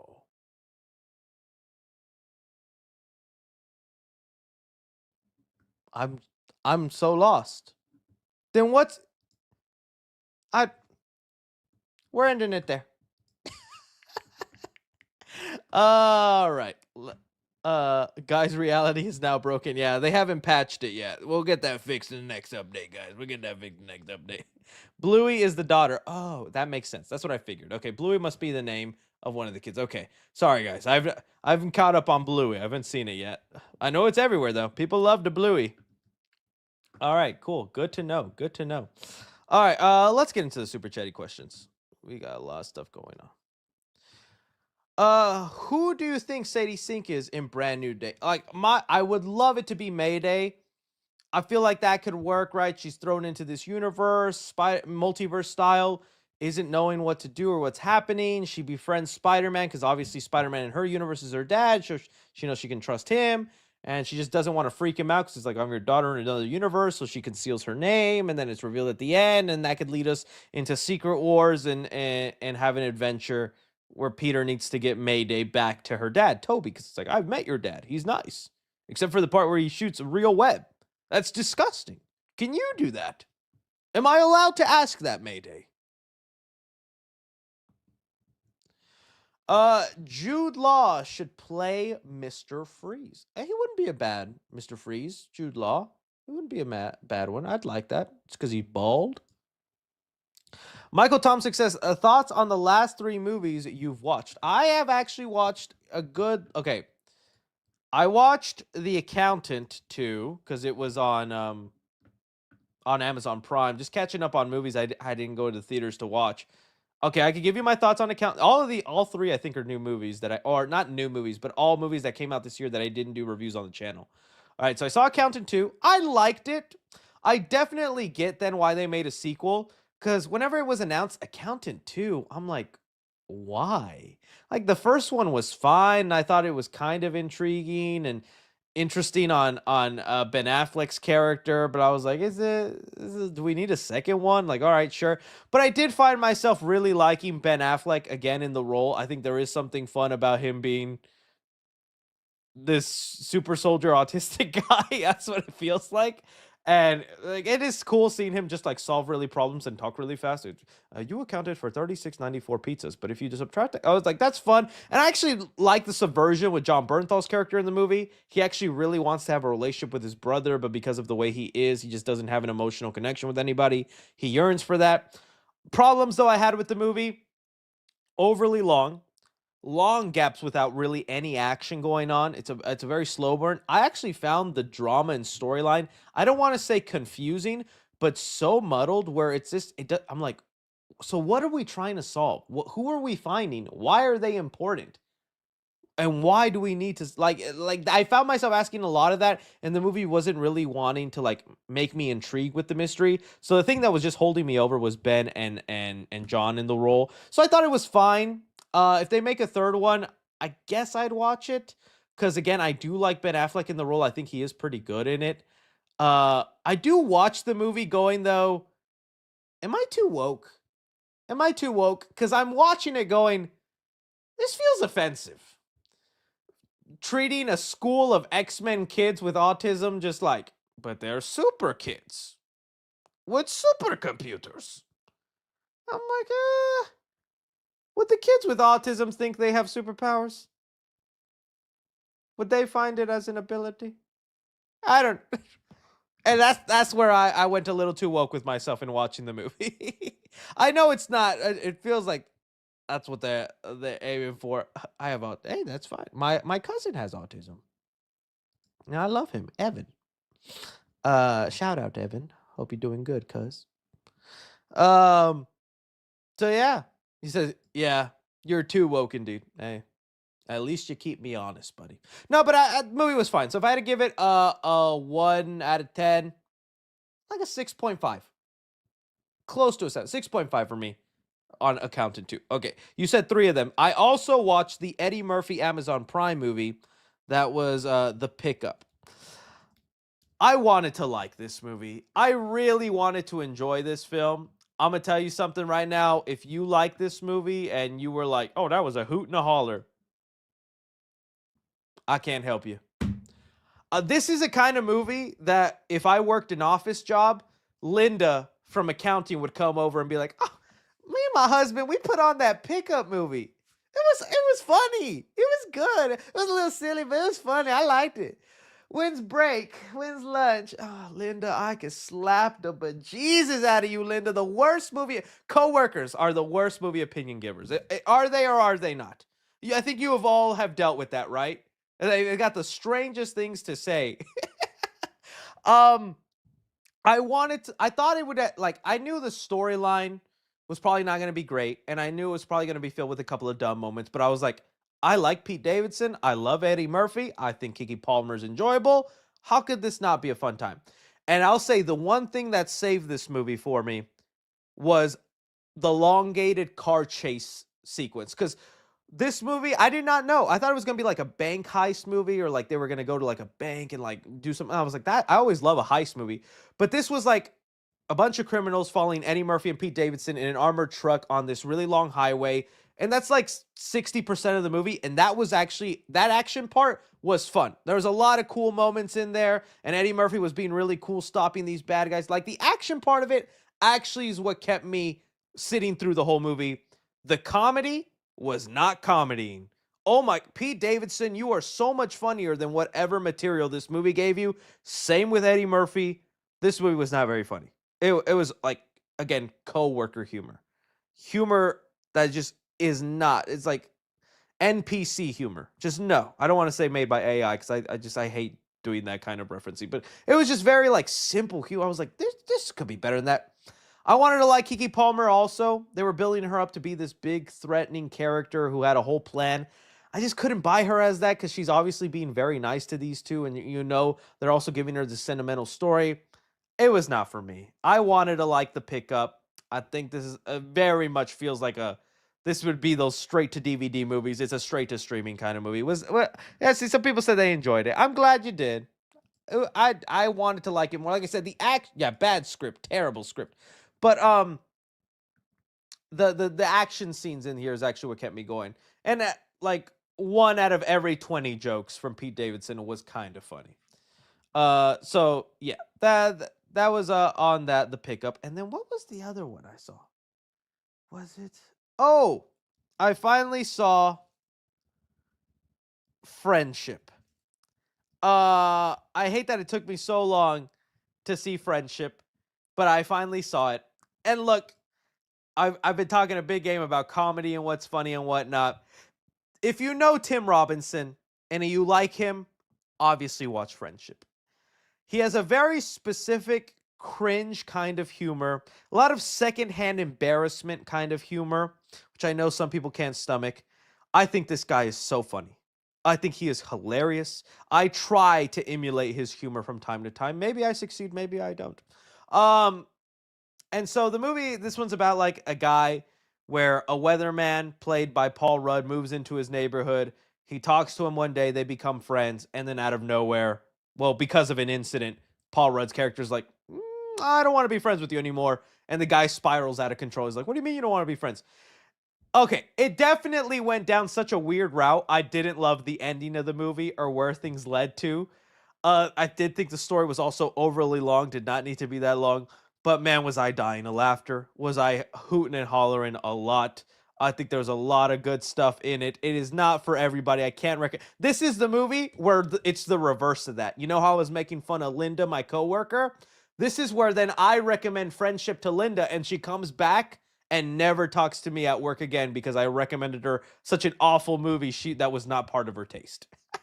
This is too ahead of your time, Linda. You are not ready for Friendship. That's the reverse situation of that. It's like, oh, you gotta check out Friendship then, not the pickup, Linda. See some real cinema. A24 Friendship. She's never talking to me again. The Potluck, not getting a plate of her casserole. Just saying. Yeah, so, see, exactly. I really didn't like it at all, and I totally get it. That's why I like this movie. I enjoy it. I don't know if I can recommend it to you. So the only thing I can say is if you like Tim Robinson humor and his sketches that you've seen in the I Think You Should Leave, I think is what his show is called, then yeah, watch it and have fun. But I also will admit, it's not like I love the movie. I didn't love it. I just like had a really funny time with it. I do just hate where the story ended up, some of the character choices, some of the weird moments that I feel like just were unnecessary, some of the detours the story took that I'm just like, where is this going? So it's like I didn't love it, but I did like it and have a really funny time with it. So I totally get you, buddy, when you were like, yeah, not for me. Never watched it. Like I said, it's up to you. Yeah. Agreed. A lot more variety in her performance. Sight to see her in her future. Oh, what the heck? I guess you're talking to a chatter. My bad. Oh, dude, I know. I think the cable guy is still amazing. I love the Cable Guy. If I be honest with you, Cable Guy is still the better version of this movie. If you guys don't know, Cable Guy has the similar storyline where Jim Carrey plays a cable guy and he wants to befriend this regular guy. I forget his name, but he's freaking was it Bueller? Ferris Bueller? Uh and then Jim Carrey's character gets obsessed with wanting to stay his friend, invades his life. This is not Cable Guy, I think, is a much better version of that storyline, but this is a different alternative with some modern humor. I love the Cable Guy though. Love the Cable Guy. So yeah, those were the 3 movies I recently saw that I hadn't reviewed on the channel, but there you go. You asked me about them. I think F1 is finally at home, so I kind of want to watch F1 because I know you guys been wanting my review on that. Did you watch Fix? No, and honestly, I don't think I'm going to, buddy. I heard it's actually okay, and it's not as grotesque, but I don't know, man. I'll think about it. Skinny Jesus, Ozempic Jesus says, "What's your opinion on the Metal Gear games? I've honestly never played them. Nothing against Mr. Solid Snake. I'm sure they're fun and it's cool that people get all up in them. But I'd be so down for a movie. He's popular for some reason, right? So, yeah. I think I just didn't play them because as a kid, I didn't have the patience for stealth games. I really didn't get into stealth games until the Arkham era. Because, you plan your moves and you set traps up and you all that stuff. Maybe I should go back and play a Metal Gear Solid game. Metal Gear game. Is that even it? Metal Gear? Am I on the right path? Am I thinking the wrong thing? You guys let me know. Okay. What do we have? Day 14, but maybe on 11th October since it's my birthday. I kind of did it in the Fantastic Four reviews, my friend. Is that not good enough? Is that not good enough, Shavazzy D? Let's see here. User in timeout. There we go. Sorry about that.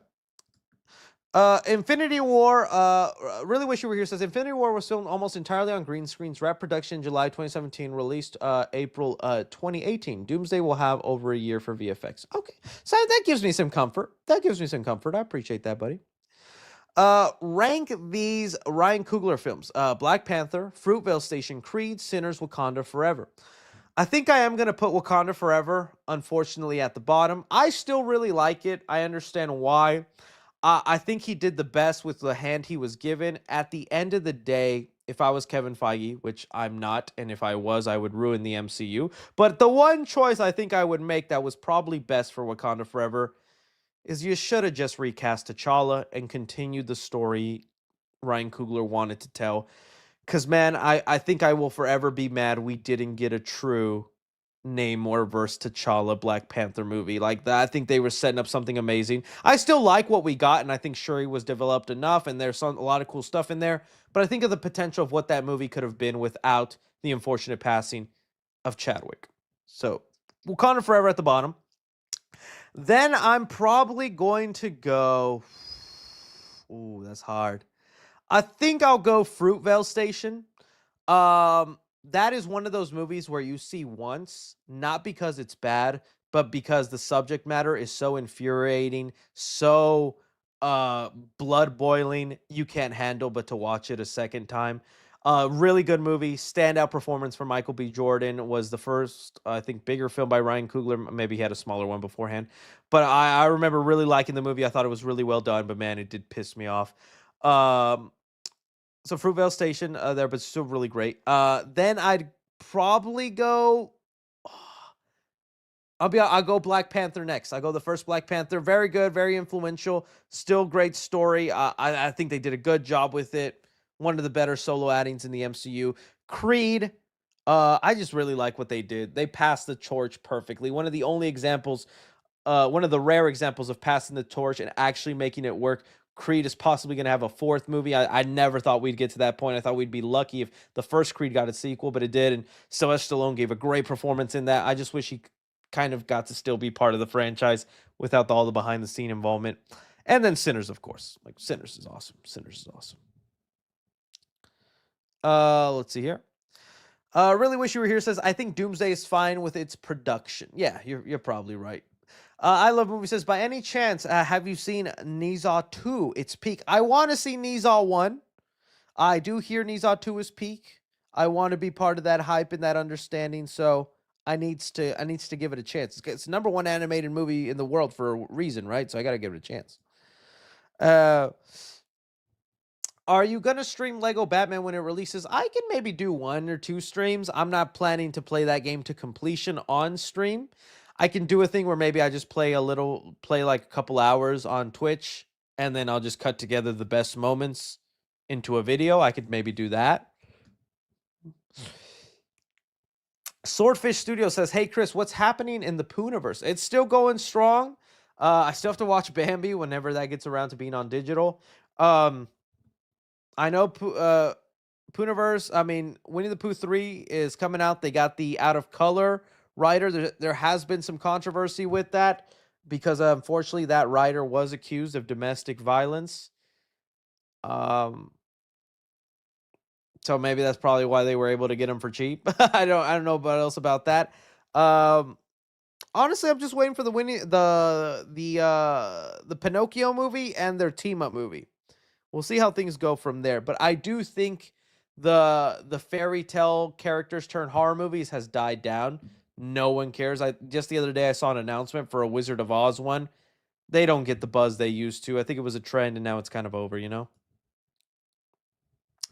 The Archive says Margot Robbie said the Penguin was originally the villain in Birds of Prey instead of Black Mass, but Reeves called dibs. Thank God, because Colin is great. I bet somebody like Wayne Knight would have played him. Yeah, I wouldn't have minded the Penguin as villains of Birds of Prey, but he is definitely way better utilized in Matt Reeves' universe. Because, yeah, the Penguin show was awesome.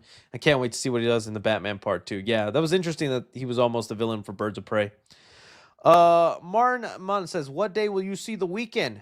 Would love to meet you. I think our tickets on the Wednesday. This coming Wednesday. So we'll be there on Wednesday. If I see you around in the hot dog booth, come and give me a bite of your hot dog. Food. That wasn't a metaphor. Reed Jackson Media says, hype for the Batman Part 2 has dropped 50% since Greg Fraser will be the DP for the Beatles biopic instead. I did see that. It definitely makes me very sad if Greg Fraser's cinematographer is not going to be coming back then for Batman, because, man, he made that movie look so beautiful. So just the opening 10-minute monologue of October 31st. The streets are crowded for the holiday. Oh, dude, so great. I love the way that Gotham looks. I just hope whoever they get to replace him can try and match that look, or at least heighten it, elevate it.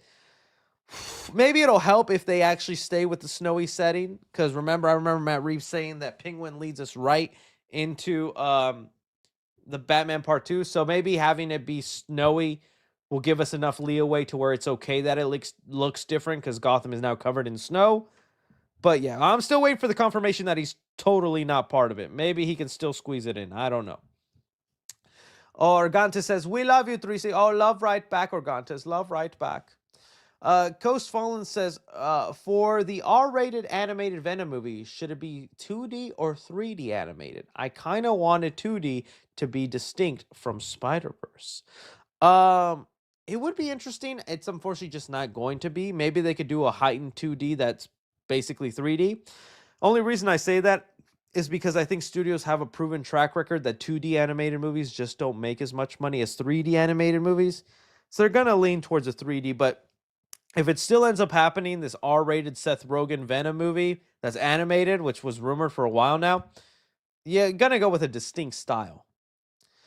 Jose Garcia says, Daddy, when are you coming home? It's been years. Your mother knows what she did, Joe. She touched my labubu. Junior, have you seen or plan to see and review the new dinosaur horror movie based on the comic book of the same name, Primitive War? Believe it or not, Junior, I did watch it yesterday. I have yet to film my review for it. I think I'm going to do it once this stream is over and send it over to Reed, the channel editor, so he can make it. All I'll say is, Global Globber says, okay, Halloween Horror Night leaks of houses and food items have revealed the Halloween Fanta collab, maybe 3C food review on the next Chucky soda flavor and others. That have they always had a fruit punch flavor? I wonder. Had they or had they not? Because I don't remember. I don't remember Fanta had fruit punch. But yeah, there's been a lot of interesting stuff and starting to plan that Halloween Horror Nights video, so that would be fun to get going. Nave says, Peacemaker episode 1 yesterday and alive today. We won. Yes, we did. Yes, we did. All right.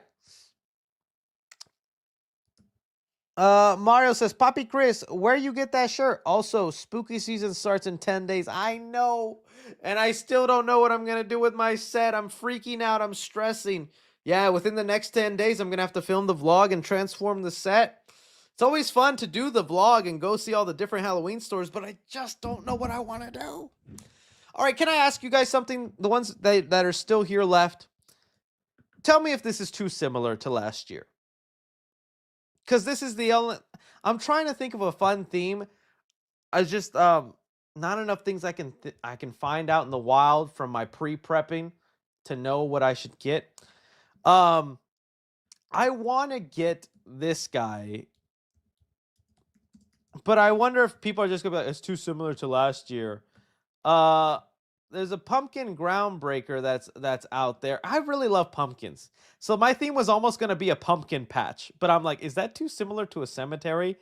Because last year I had... let's see, can I even pull it up? 3C Films Halloween vlog.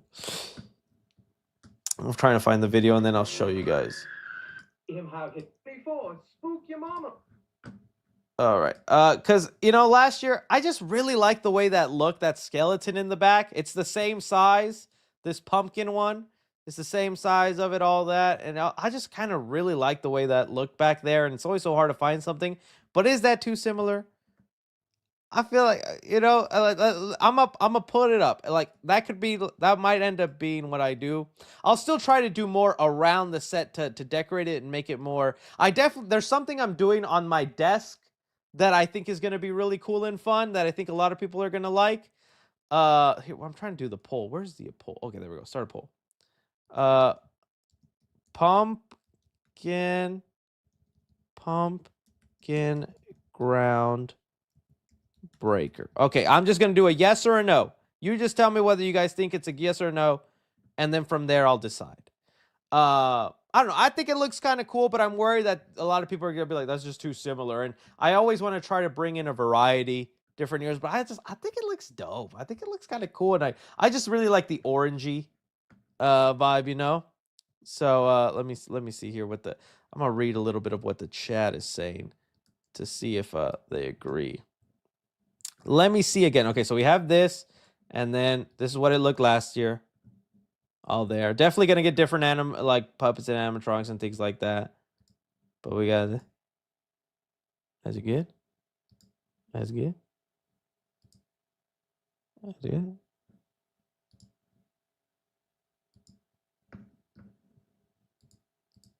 Okay, chat was nice. Chat said yes, 86%. Okay. It's similar, but it's still cool. Okay, so I'll still make sure to do something kind of different with it to make it cool. All right. But all right, I'm glad the chat's okay with it. I was afraid you guys would hate it. So that might be kind of a giveaway of one thing I might do. Well, that's nice. I could do that. And that leaves me so much more open space for other things. Okay. That should be fun. That should be fun. Add some blood. Oh, yeah. Yeah. What else, Daddy? Okay. Thank you, guys. Thank you. All right. Describe red without describing red. Okay. Violence. Anger. Sydney Sweeney.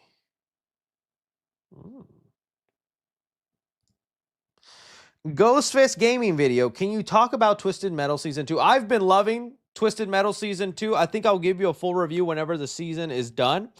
But, I mean, it's still enjoyable. Again, I'm not going to boast about Twisted Metal like it's one of the best shows out there. It's amazing. It's groundbreaking. No. It's a very silly, dumb show, but it has a very comforting feel, almost the way, like, I don't want to say like kind of like The Office, but The Office was way funnier. The Office or Superstore, if you guys ever seen Superstore, it's one of those shows that's like I pop it on, every episode's 30 minutes. There's tons of car action stuff. They're building the world. Anthony Mackie's enjoyable. The storyline is still going really good. I like all the challenges they're doing towards the tournament. I was surprised with one character death that they just did a couple episodes ago. I did not see that coming. I thought that's mixing it up really well. Other than that, like, I'm enjoying it. I think it's just as fun as season 1. But I'll definitely give you a full review whenever the whole show is the whole season is finished. Lost Cause says, yo, Chris, happy August 13th.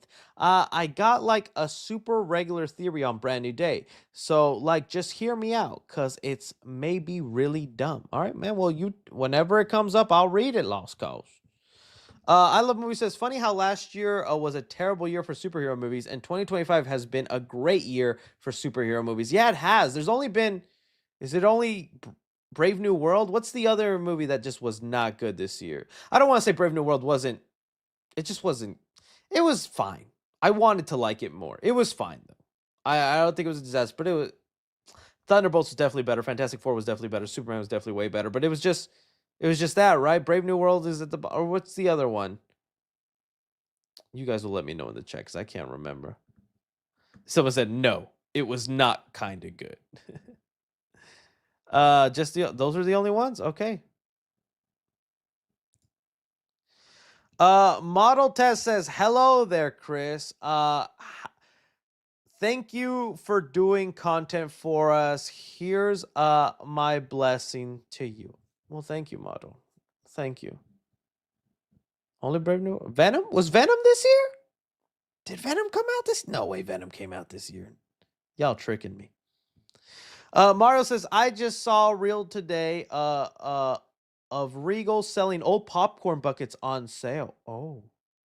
I'm telling you, man, the warehouses are getting filled with these popcorn buckets, and they're needing to get rid of them. And it's just not happening.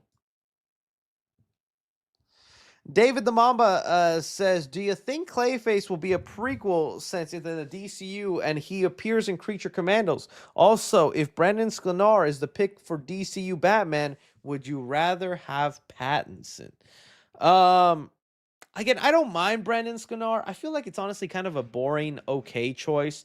I feels like there's such an internet push for it. I know James Gunn has said in interviews that he feels like sometimes even agencies do this fake internet push for their actor to try and get the role. I'm not gonna like cry and scream, no, terrible choice, but I'd just be like, okay, let's see what he does with it. Yeah, I'd rather have Pattinson, but I don't think it's gonna happen, but if it does, we'll see. Eric Garcia says, I keep hearing that Spider Slayer is the main villain for Brand New Day or Hobgoblin. I hope they just don't make Ned Leeds Hobgoblin. I just don't see it working. Honestly, I see Hobgoblin working with Ned Leeds actually working this time more than ever. They've even set it up so jokingly well with No Way Home. They had that scene where it's like, my best friend tried to kill me. And Andrew Garfield's like, oh, my best friend tried to kill me too. And Ned's like, I promise I'll never try to kill you. But now he does not remember Peter Parker. He does not remember their friendship. What if Ned and MJ are close? I'm not saying they're together or Ned has a crush on MJ, no. But they are best friends. And MJ starts getting together, or Peter starts getting close to MJ again. And Ned, not knowing who Peter is, and to just see this flaky guy who sometimes shows up for dates, sometimes doesn't, is unreliable, feels mysterious and secretive. Maybe Ned is like over here like, what is this guy's deal? Who is he? Starts to not like Peter all that much. Something happens. Ned volunteers for an experiment, becomes Hobgoblin. There you go. There's obviously more gaps to be filled there, but I think there actually is a point A to point B to get Ned to become Hobgoblin that actually makes sense now that Ned doesn't remember Peter as his friend, but Peter does remember that's his friend. I don't know. I feel like there is something there. But the Spider Slayer stuff, I saw that rumor going around, but it didn't feel credible to me, so I just didn't bring it up. But yeah, I feel like it could work. You don't know. Outlaw Zorro says, "How good would you react if Vigilante shares the same fate as his comic counterpart?" I'll be honest with you. I feel no way strong or negative towards Vigilante. Vigilante's kind of a character that's just there for me. I'm glad for the people that like Vigilante and I think he's awesome. He definitely has cool moments. I'm not saying I don't like him. There's moments where I like him, but I'm not someone that like love Vigilante. So if he does go his comic book route, you know what I'm saying? Uh, Samio says there's a potential shooter on my college campus in Tien. While I was fleeing, all I could think about was I can't miss 3C stream. Well, I hope you're okay, man. I hope that wasn't a joke, man. I really would not wish that on anybody. That's a horrible thing about our existence now, and it makes me so scared for friends and family I got going to school. But I hope you're okay, buddy. I hope you're okay. It is scary times, but if you meant that genuinely and honestly, that actually means a lot to me. That I was one of your first thoughts. Dad David the Mamba says, "Chris, I'm only a couple years younger than you. What are your thoughts on the future of the channel as you get closer to getting married and kids?" That is a good point, my friend. I obviously I want to evolve. I want to grow this channel and do more fun things. I definitely think more and more about what that would be, but I also don't want to do the channel so crazy evolved where it becomes too highly produced, too crazy perfected where it just like I think sometimes my mess ups, my cringe, I think that's part of the charm of the channel. I'm just an everyday guy trying to talk about movies, and you guys feel that. I think if I become too studiofied, like if I get 3 editors and 4 writers and a big old thing, I feel like the channel loses a bit of its like I don't relate not maybe not relatability, but something like you know what I'm saying. But I definitely want more kinds of evergreen videos is I think one of my goals. By evergreen videos is I mean videos that don't go out of relevancy in 48 hours. Because in the news game, that's unfortunately what happens is I make a lot of videos that are on news. That's fun and cool, but then after 3 days, no one clicks on that video again because it's old news. So I do want to kind of work on making content that is fun, enjoyable, that you don't have to have a limit on when you can watch it. You can watch it now or you can watch it a year from now when YouTube randomly decides to recommend it to you, which has been happening a lot with my channel. There's been like videos from from like years ago that have randomly just started popping up on people's recommended. The COVID video I did whenever I went to this is what theaters look like in 2020, randomly recommended. My first ever video is being randomly recommended. I'm like, what? YouTube, stop embarrassing me, man. What are you doing? The cringe was harder back then. I've got it down to like a tolerable level. But yeah. So yeah, I'm thinking about little things like that, but I want to evolve, but I also don't want to lose sight of what makes my channel fun and enjoyable to some people, you know? Definitely with getting married and in a future if I have kids, I definitely have to work on balancing because I don't want to be an absent father. What do you mean you have a birthday party, Timmy? Can't you see they dropped the first look at Tom Holland in Spider-Man 7? You can have plenty of birthdays. There will only be one Spider-Man 7. I don't want to be that father. Snow L. Jackson says, so far, what's been the most underrated movie of 2025? To me, Mickey 17. I wish I liked Mickey. I wanted to like Mickey 17 a lot, dude. I went in so excited for that. And I think I did like the first half. And then when it just leaned so much into the political parody and into the storyline with those creatures, it lost me. But man, I really wanted to like that movie. Underrated, though. What is the underrated movie of this year? I'm trying to think. Together, well, I guess Together. It's not being talked about a lot. That was pretty good. I don't know. Uh oh, K-pop Demon Hunters. I don't know if I could say that's underrated though, with all the crazy buzz it's been getting. But yeah, I still need to see Warfare. I need to check out Warfare. Oh, Novocaine. You know what? Novocaine. Novocaine was just a nice, fun movie. I liked Novocaine. Sneaky G says, do you think Pedro argued with RDJ? Nah. Maybe they just like compared beards. Oh, you got the goatee thing going on? I like to trim it up here. What do you use? Gillette? Oh, I like to use what's that other brand? Razor? I'm gonna fight you. Real insight to how that fight went. Aiden Canali says, "Hey Chris, was wondering if you could check Cody Leach's Happy Gilmore 2 review opening. You'll love it if you haven't seen it." Oh my goodness. I can give it a quick glance. I think I saw his video. So I'm like, what opening are you talking about? I think I've seen his and this is my second channel, by the way. I've definitely subscribed to him on the main channel. Let's see here. What did he do?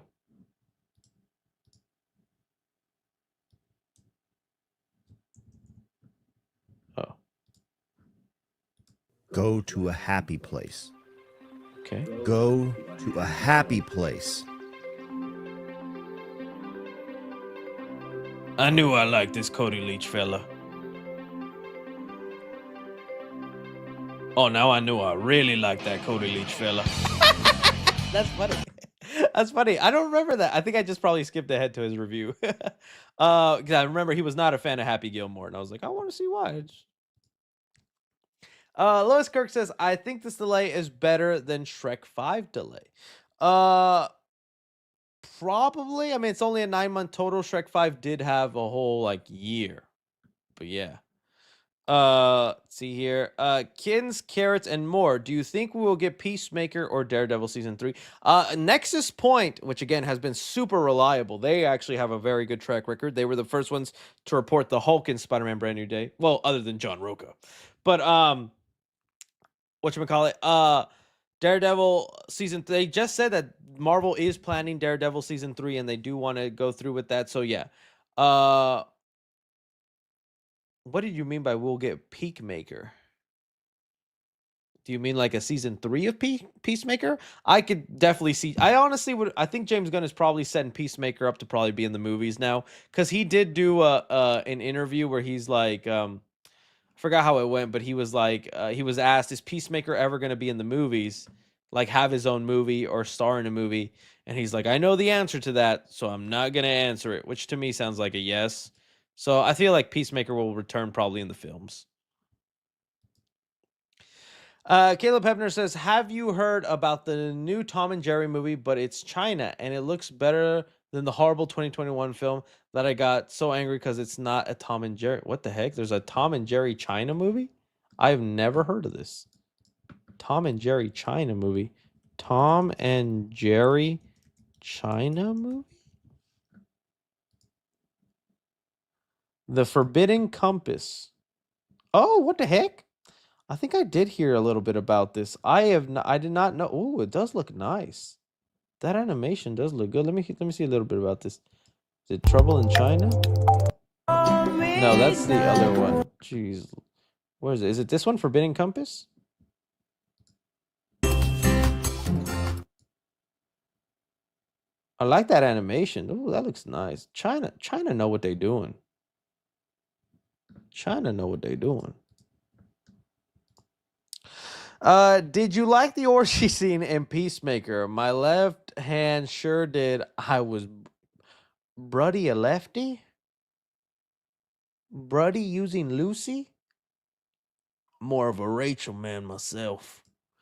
Peyton Rorick says, did you see The Long Walk first reactions? People gave it the best Stephen King adaptation and all the 7 ones. I'm really looking forward to The Long Walk. I think I know what you're talking about. There was like some thing that came out where it's like they put heart monitors up to people and whatnot. Yeah.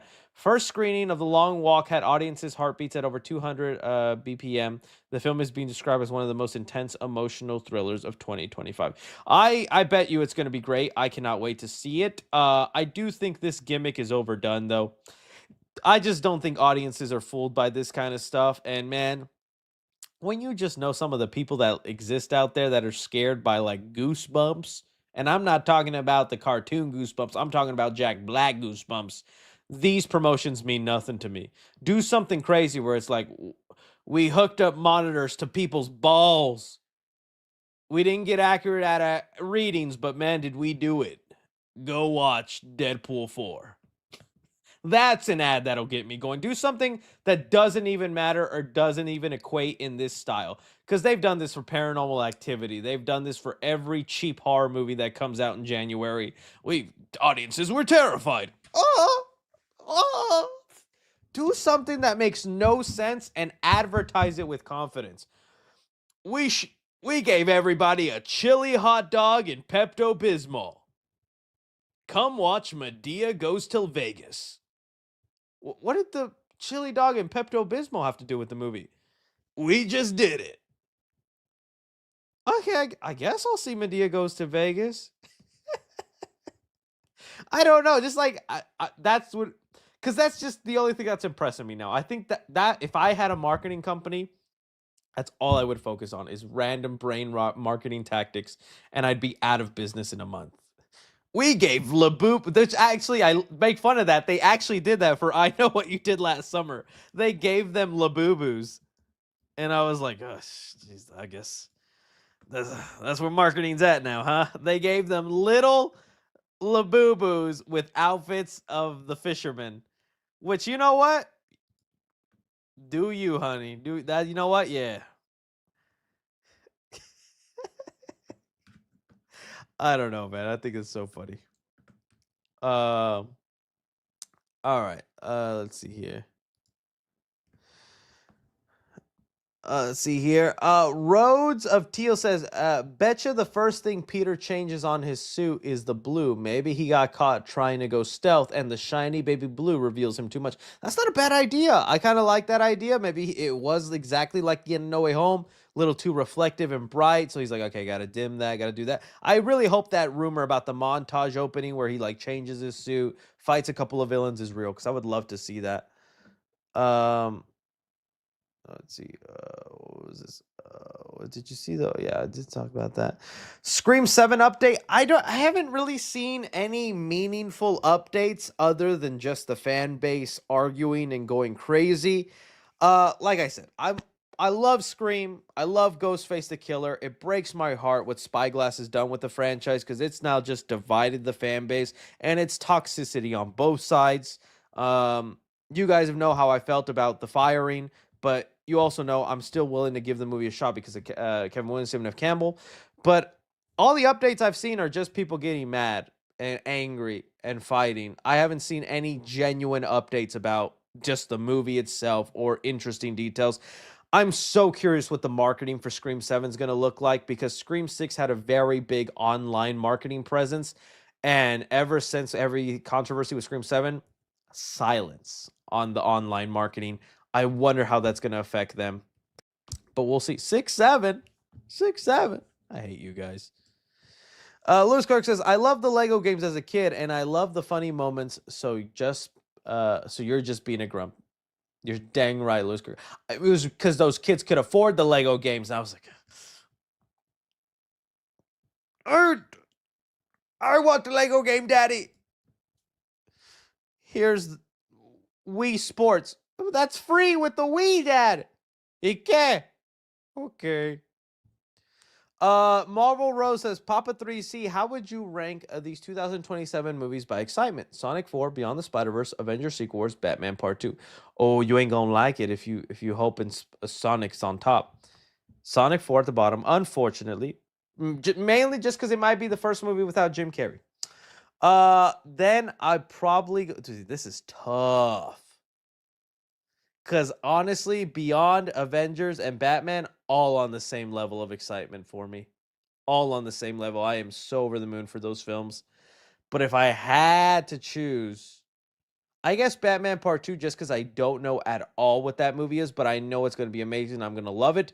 But just, I know nothing. Next, I'd go Beyond, which is probably sounding so crazy that I'm putting Secret Wars so high. But I got excitement for what the reboot will be. So we'll see. Snowball Jackson says, which one has the better Sausage Party? I'm watching that Sausage Party one on loop. Next question, the Sausage Party one, buddy. And I'm not talking about the orgy. I'm talking about when that thing goes up that guy's butt.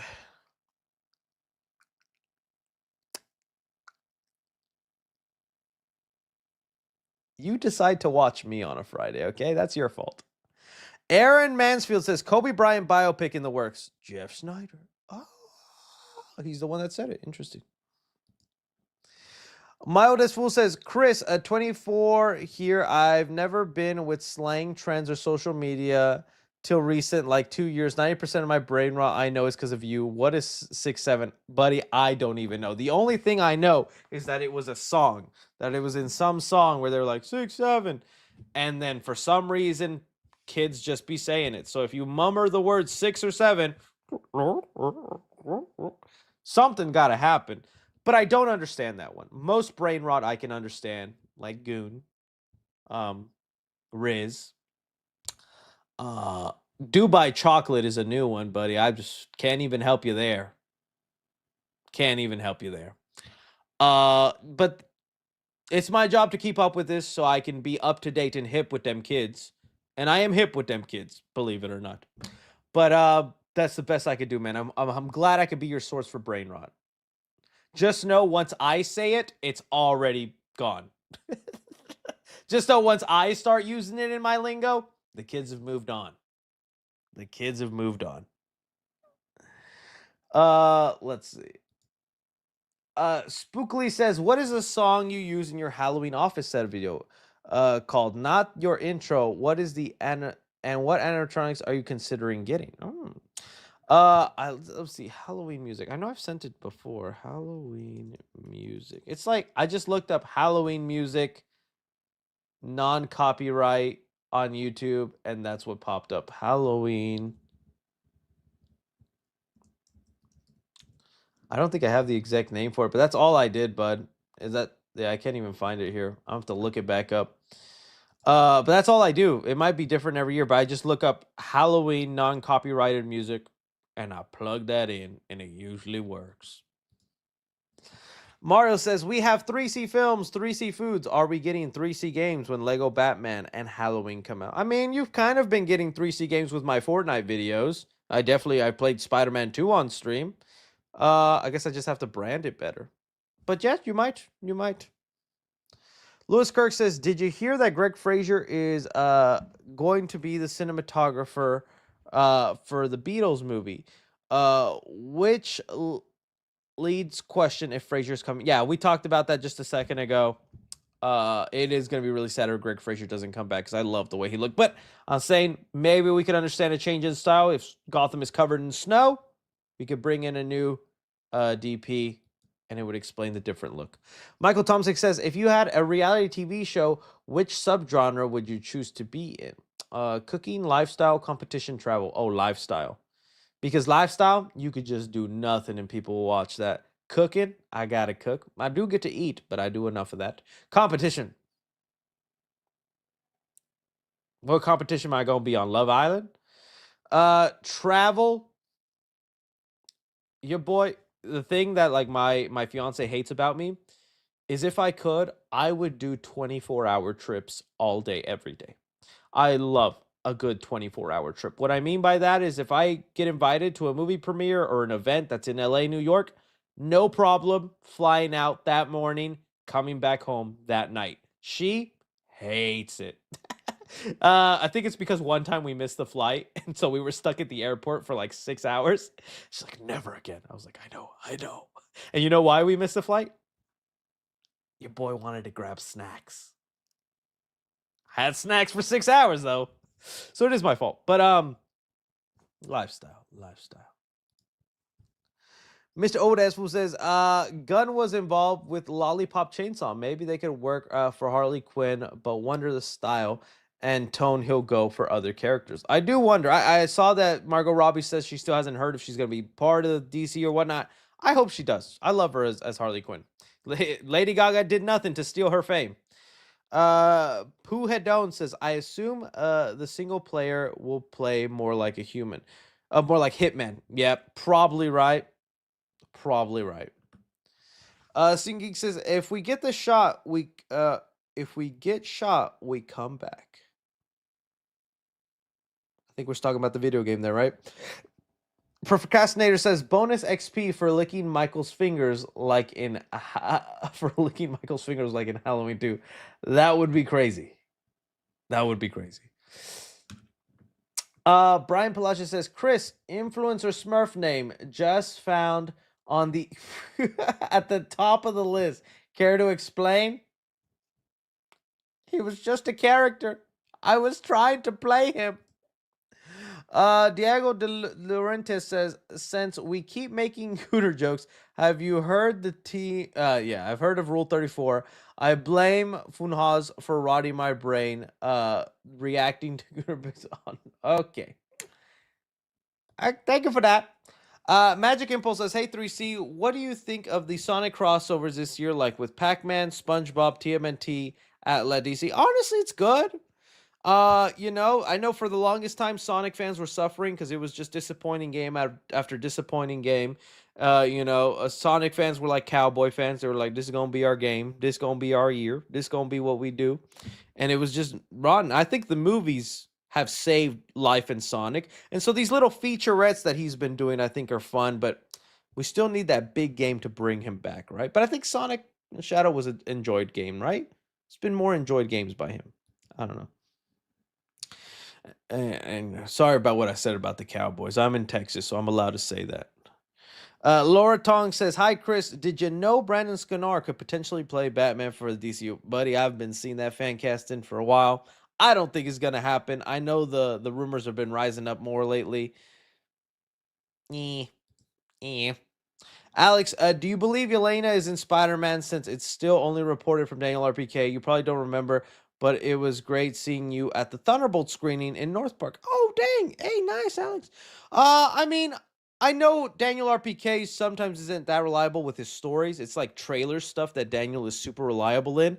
But Daniel will be reliable in news stories from time to time, and the way he was so confident about Yelena leads me to believe he believes himself. When he's not that confident in a story, he will say it's a rumor or that he just heard this, or he'll only just post it on his Patreon and not give it much light. He was like very confident about the Yelena thing, and he doesn't like to look wrong, so he wouldn't just plaster that if he thought he was going to be wrong. I mean, he was the first one that was telling us about Ultraman also in Superman, and that came true. So yeah, but we'll see. We'll see what happens. Chris moaned in my earbud at work and made me lose it. I'm sorry. I'm sorry, big buddy screen. Nightwolf says, I give you a prompt. You pitch me your idea for a movie idea. Horror movie in the prehistoric times. Caveman protagonist. Dude, get out of my mind. Get out. I am not kidding. I am not joking. I was watching Primitive War yesterday in the theater, which just goes to show you how good that movie was keeping my attention. And I was thinking to myself, I was like, man, we need more dinosaur movies. We need more ideas out there. What's some ideas I can come up with? And then my head, instead of dinosaur movie, well, it could be a dinosaur movie, but although humans and dinosaurs didn't live together at the same time, in science and movie world, we can fix that. I thought, what if I do a slasher movie of the first ever slasher? So we go all the way back to caveman times, and I have a slasher movie with a caveman. I am not kidding, Nightwolf. That happened in my mind last night, and now you're saying it here? You're a witch. You're a witch, buddy. I know what you're up to. Terrible idea, but I kind of want to see it through. Zach Chrisman says, watching you, how would you rank these seasons? Oh, man, I have not even finished season 5 because it's just going into a weird way. I still need to finish that final season. But I would go season 1, season 3, season 2, season 5, and season 4. It goes downhill pretty fast, that show. Lance Palmero says, did you know that actor Tyreek Withers has a movie with a similar title that comes out next year called Reminders of Him? I did not, Lance. I appreciate that knowledge being passed on to the channel, buddy. Whoa, Faya, thank you so much for the $100 super chat, buddy. You did not have to do all that now. Hey, Chris, thanks for another great stream. I submitted a 3C film theme for your consideration on Reddit titled Submitted for 3C Approval, the 3C Films Reddit. I call it, the song's called Funkfunks, aka 3C Films. Thanks for listening. Awesome. Let me see if I can find it really quick, buddy. As long as it's not copyrighted. What is it? Oh, I don't want to look. Unks Funks. Where's Unks Funks? Oh, I'm on 3C. What is going on? Jeez. Unks Funks. I'll have to look for it later, buddy. I don't see it right now. Nick Figure says, Pedro's anxiety on set Avengers Doomsday. Makes sense. Makes sense. Sunday Joe, any chance that we will see a sequel to The Naked Gun? I would love to. I think although it did fine at the box office and they're probably going to get their money back, it wasn't as big of an explosion as they'd like. They could definitely, risk it and play ball if see if something could go well, because the movie did get very well reviewed. I feel like, unfortunately, that might be a one and done. But I would love to see another one, man.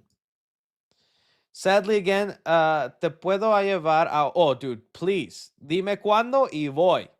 I've never been to Ojos Locos. If you guys don't know, Ojos Locos is Mexican Hooters. And I've always heard of it, and I've seen TikToks of people talk about it. But it wasn't until Papa Meat, I don't know why, the other day, I just got recommended his video where he, goes out to rank different restaurants. That's what they're called. Restaurants like Hooters, Twin Peaks, all that stuff. And the footage he got of Ojos Locos, I thought to myself, there's a bat signal, and it's calling my name. I must investigate. For the sake of knowledge. So, me dices cuándo?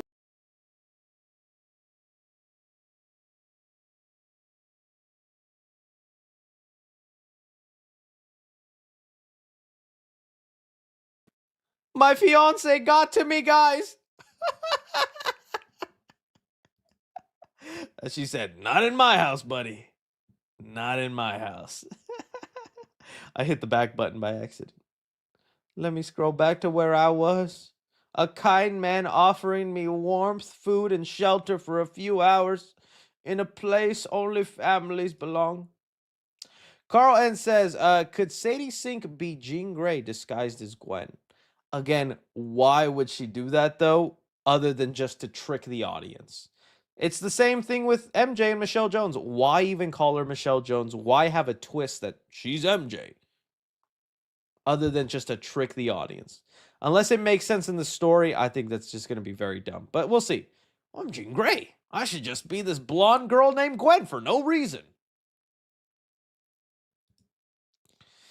Alex, the Gray 07 AV says, are you excited for Spielberg's? Yes, very excited, dude. I like Spielberg, and obviously he could do whatever he wants, and I did enjoy The Fabelmans.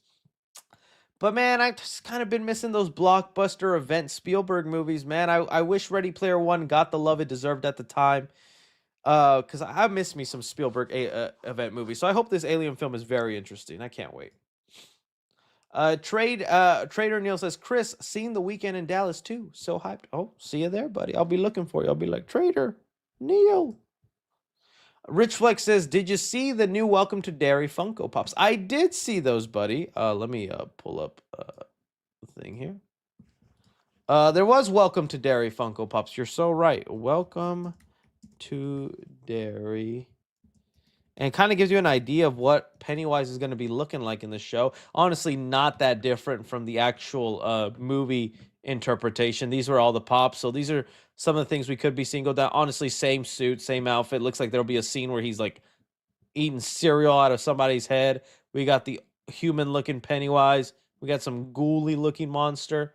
So yeah, it's pretty much going to end up be looking the same. What is this called? The Skeleton Man. Fascinating.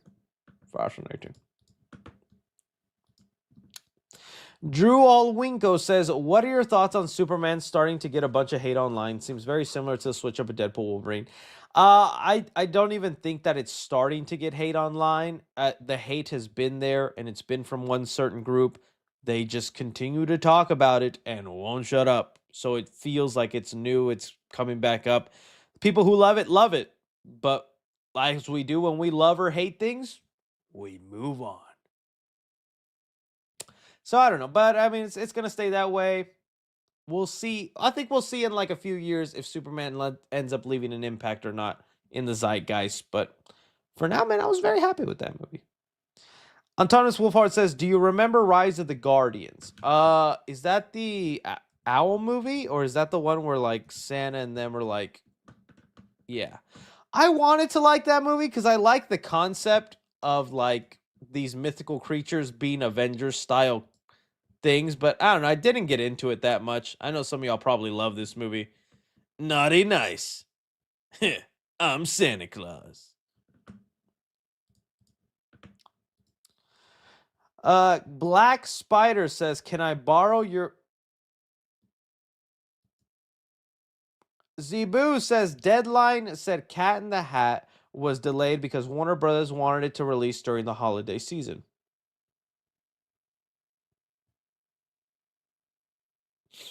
I'll believe it when I see it, honey.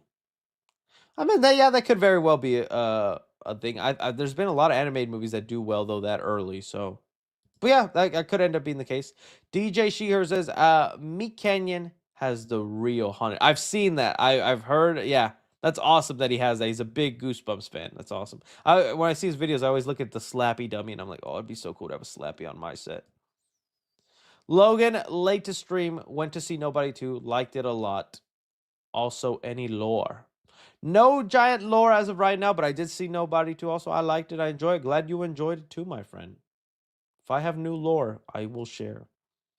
Sunday Joe says, "I feel that Marvel is wasting potential with the lack of presentation specials. So many stories and characters they can show. Do you agree?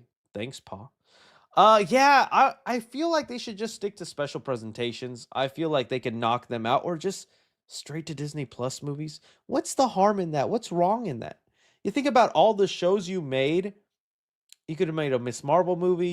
You probably would save money because you're not spending hours of time on a whole show. I really would have rather of them done Disney Plus movies over these big budget ones, over these like big budget giant shows.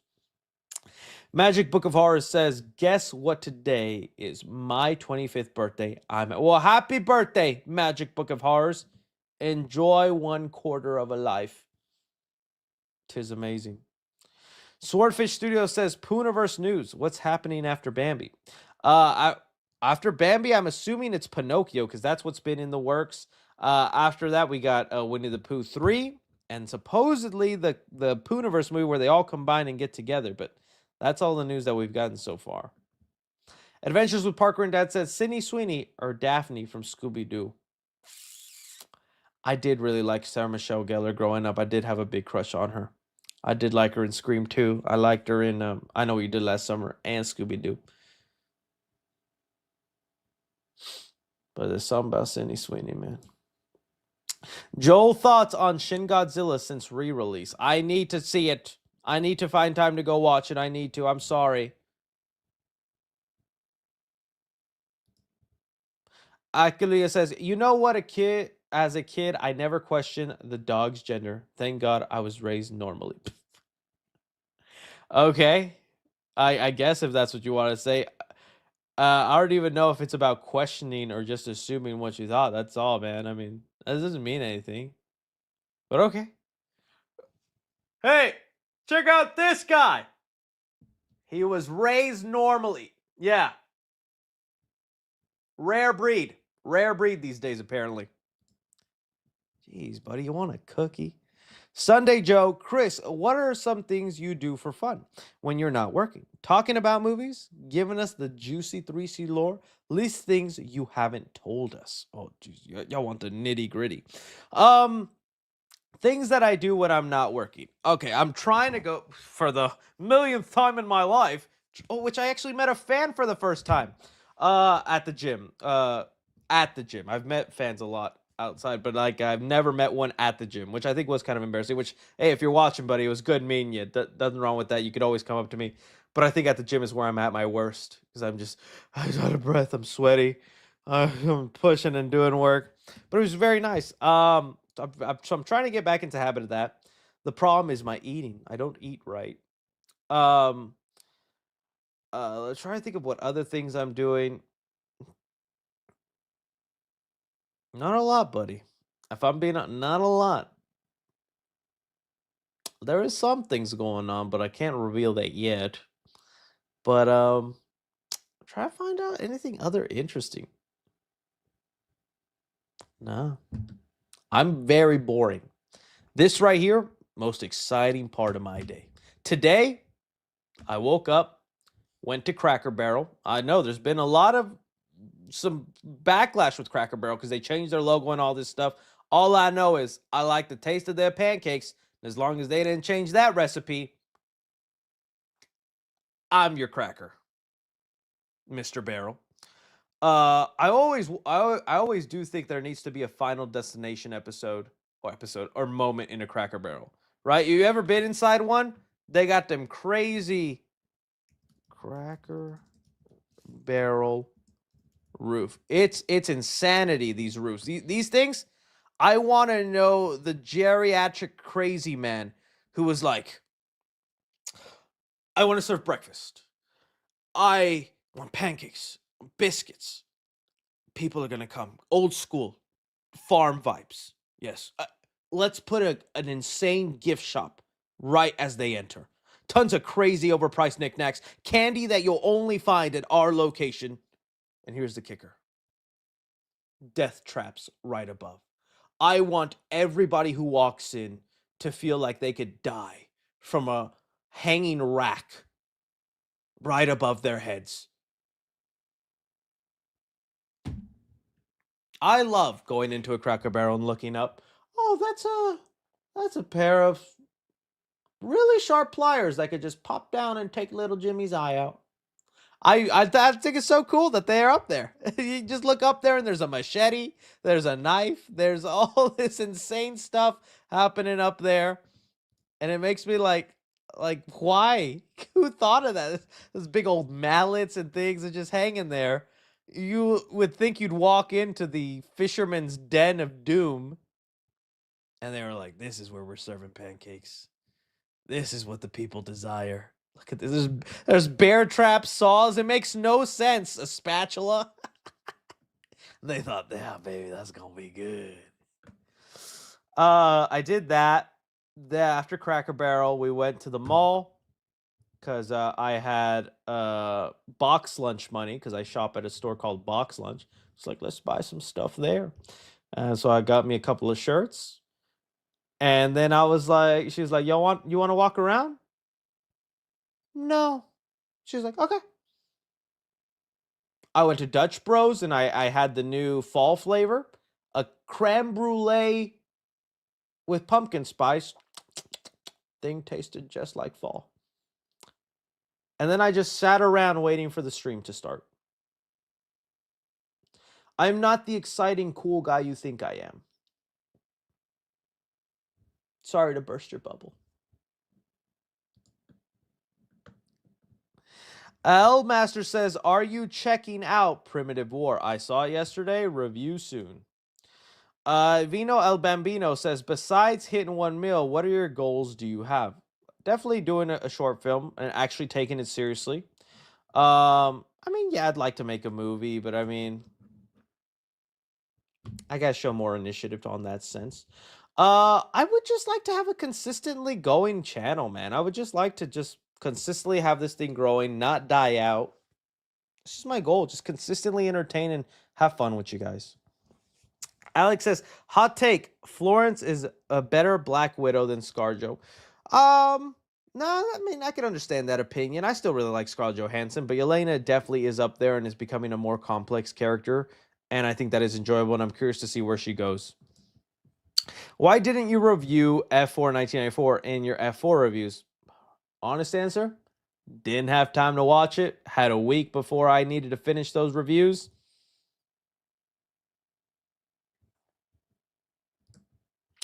Reaper BM says, just wanted to say I have been watching you for years and I love all your videos and live streams.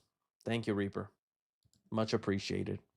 Dark Forest says, will the new Spider-Man feel more NYC with fans keeping him grounded and showing him love? And how do you want to see MCU world built after reboot? I think the reboot is just having all the characters alive, like Iron Man there, because I want to see Tony Stark interact with like a Reed Richards. I think that would be cool. T'Challa coming back kind of situation. Just a fully living, breathing MCU. Really, more comic booky and less realistic, if that makes sense. I kind of would want that. Will the new Spider-Man will feel? I think the new Spider-Man will feel more grounded in New York, but yeah, it's kind of what I'm thinking right there. Marvel Rose says, Papa 3C, are you excited for Spooky Mama season? And will you start the vlog? Oh yeah, starting the vlog within the next couple days. Honestly, got to hop to it. Jesus. Forbidden says, have you seen The Bad Guys 2? Still have not seen Bad Guys 1. I'm the real bad guy. I'm the bad guy. Procrastinator says, is there a model of Jack Skellington still in his pumpkin outfit you can use for Spook Your Mama season? I guess. I'm not big on this Jack Skellington decor, though. I'm glad for the people that like that. That's just not me. Procrastinator says, statistically, at least 4 people have died while watching a video of yours. Do you feel like your content is worthwhile for their final media someone consume before death? No. No, I feel so bad for those 4 people who died watching my videos. I've never thought about that. I guess statistically that is true. 4 people have died. I wonder what video and in what moment. Me making a goon joke, just pronouncing some actor's name wrong, getting a fact just totally misguided. They did not deserve that death. I apologize. Mr. Nick says, saw the IMAX release of Black Swan yesterday. Incredible. It was peak. They even gave us a double-sided poster. Oh, shoot. Black Swan in IMAX now. Sign me up. Daniel Williams says, are you going to play Lego Batman Legacy of the Dark Knight? Yes. First Lego Batman game, or really Lego game in general, I genuinely want to play. Tyler Eid says, let's play a game. Keeping it scary. F. Merrick, Jason, Freddy, or Ghostface. I love you, bro. You choose. I think I'm killing Freddy, unfortunately. While he is the man of my dreams, that burnt face, yo, not cute. Insensitive. Wrong of me to say. I did it. Now what? He pedo. At least in some interpretations. I'm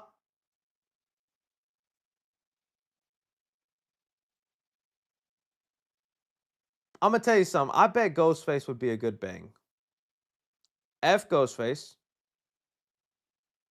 Jason just silent. And he stays at his camp. I marry that and we keep our distance. He don't got to know what I do. I probably only have to see him 2 times a year with Friday the 13th lands. Hey, Jason. Yeah, I know, buddy. Johnny M says, have you watched South Park lately? No, I need to catch up. I've been seeing the snippets of what's going on. It's insanity. Although I will say, because I think y'all know where I land. But I guess when it gets too close to like what's actually happening out there and just putting Old Orange Man in full episodes, it's like I just want to escape and enjoy. I don't want to be reminded of that person's existence. So I don't know if I want to like even go in. I like kind of the episodes where they're just giant metaphors. I yearn for the days of like the Warcraft episodes. That was an awesome episode of South Park. I like to say there hasn't been like good or like the Tom Cruise in the closet episode. That was crazy. I don't know. Am I the only one? Sometimes you just want to watch stuff to escape the craziness. ECAT says, hey, Crispy, have you ever played a strong bad? It's a cool point and click from way back when. Oh, no. God bless you, amigo. No, I haven't, though. But thank you for that. Thank you for that. Procrastinator says, I got a smart TV, and after signing in with Google, the first recommendation was your data. Was your date leaving your... Oh, yeah. See, that's a video that's also been recommended lately, is the date left me. It's so funny that that's been like such a big recommended video for some reason. People yearn for the 3C lore. Michael Thompson says, Chris, I've been rewatching those 3C videos popping up on YouTube recommended page. The nostalgia hits hard, especially all the cringe trolls. I need to do more, man. It's hard. It's like my brain juiced it all out, and it's so hard for me to come up with ideas now. I need to think of them. Procrastinator says, given that you are mostly a new channel, do you fear that your video lack rewatchabilities in the algorithm compared? Yes. Very much. I'm totally fine with that. I think other than like my vlogs, a lot of videos lack rewatchability, and that is something I hate about my channel and something I want to fix and I want to do better about. I would like to have some rewatchability. It's just kind of hard when I do a lot of news, but I want to do other stuff that lets it be rewatchable. Andrew Hicks says, did you watch the new season of La Sip? What's La Sip? You La Sip? I La Sip? La Sip. I just tried looking up that acronym and I can't find it. Acronym. Nah, buddy. Nothing popping up. What's Lasippy? You Lasip? I Lasip? Unfortunately, no. I did not watch the new Lasip. Where's that an I? I can't see no more. Anybody know what he talking about? I'm looking at you, chat. I see nothing. We'll see if we get back to it. Marcus Hicks said, oh, it's always sunny in Philadelphia. Sorry. No, I have not. I'm like way behind on that. I'm like 4 seasons behind on I Know What You Did It's always in sunny in Philadelphia. Funny show though. Marcus Hicks says, hey Chris, have you read the new Scream book? There's some information on all the Scream films and some interesting details behind the scenes and pictures of Scream 7. I have heard about it. I have not picked it up, but I'd be willing to. Just small little tidbits, nothing too crazy, but yeah. It would be nice for a behind the scenes and information guide. I saw they were coming out with a similar one for Nightmare on Elm Street. I'm curious about that one. Ninjago League says, have you watched Dexter Resurrection Peak? Not yet, friends. Not yet. Tyler Adams says, you think Raimi ever does his part 4? No, sadly. I think that's just done. I would love to see that, Tyler. I really would, but it's gone.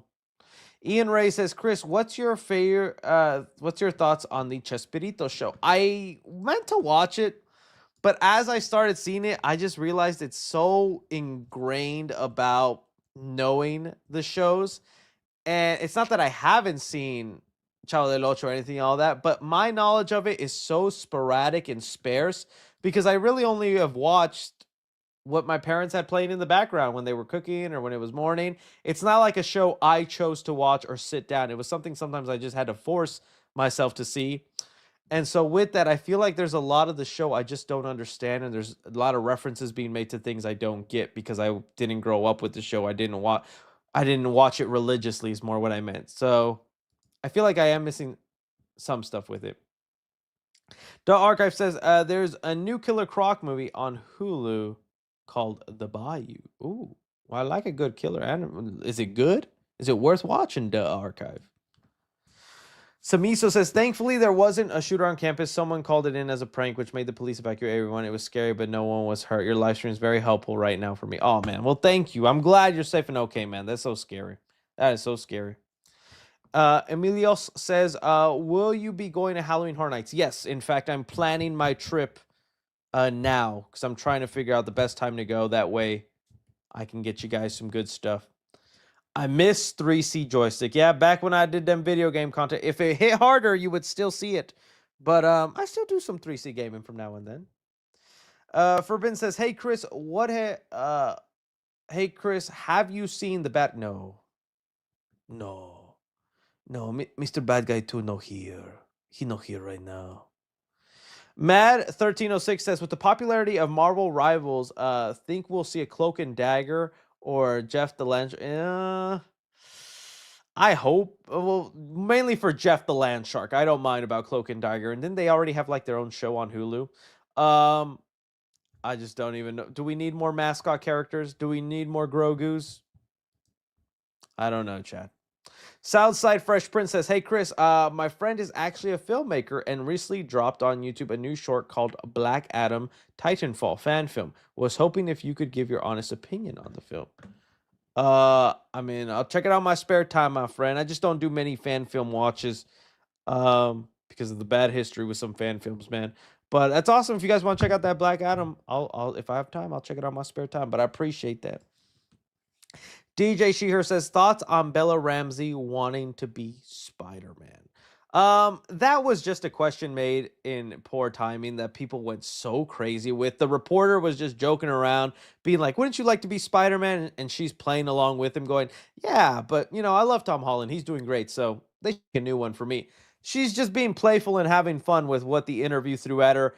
And everybody is taking that statement like she's demanding her own Spider-Man movie, like they should make room for her and calling her woke. And I think it's so crazy. There is a section of the internet that just is waiting for their celebrity to say something. Oh, Rachel, what did Rachel Zegler say today?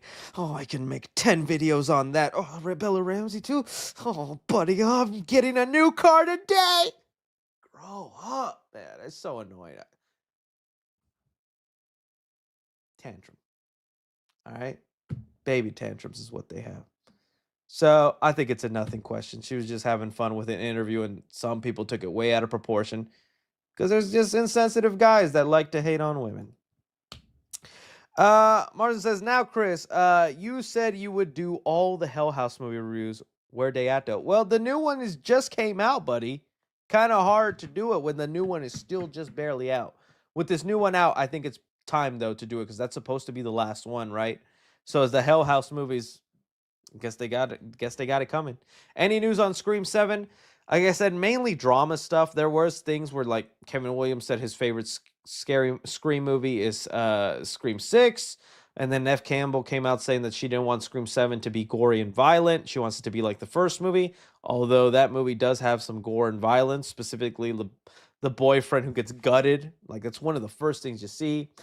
And it's just drama, really, but nothing like actual news on the movie. I just want to focus on actual news of the film because both sides have been so toxic. It's not fun to talk about Scream. Because, man, if there was no drama, there'd be a Scream video almost every week. Cody Olding says, if you could be in any horror movie besides Nightmare on Elm Street, what would it be? It would have been Scream. It would have been Scream. I guess Chucky. I'd like to punt that little redheaded boy. See how far I could throw him. Evan says, please check out Radical Talent right now. Who's Radical Talent? Radical Talent.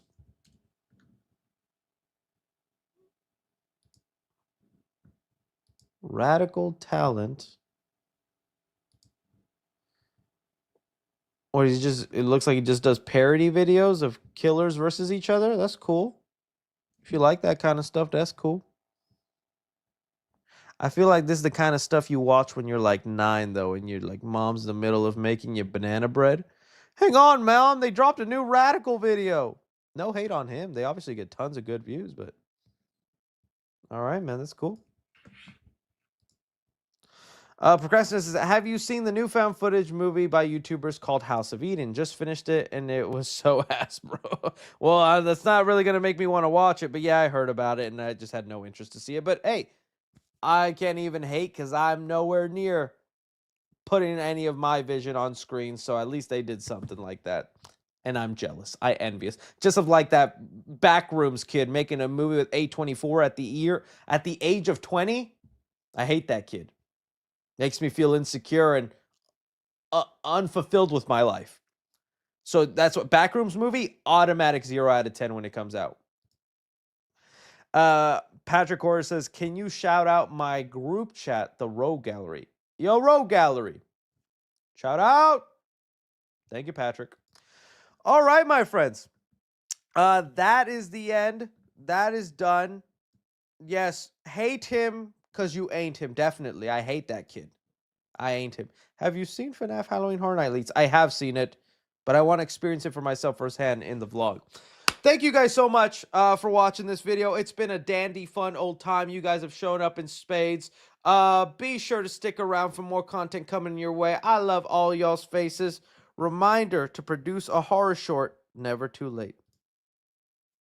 Tyler Adams. Thank you for the motivation. I need you guys. Y'all keep me humble and good. I love you all. Have a good night, and we'll talk very soon.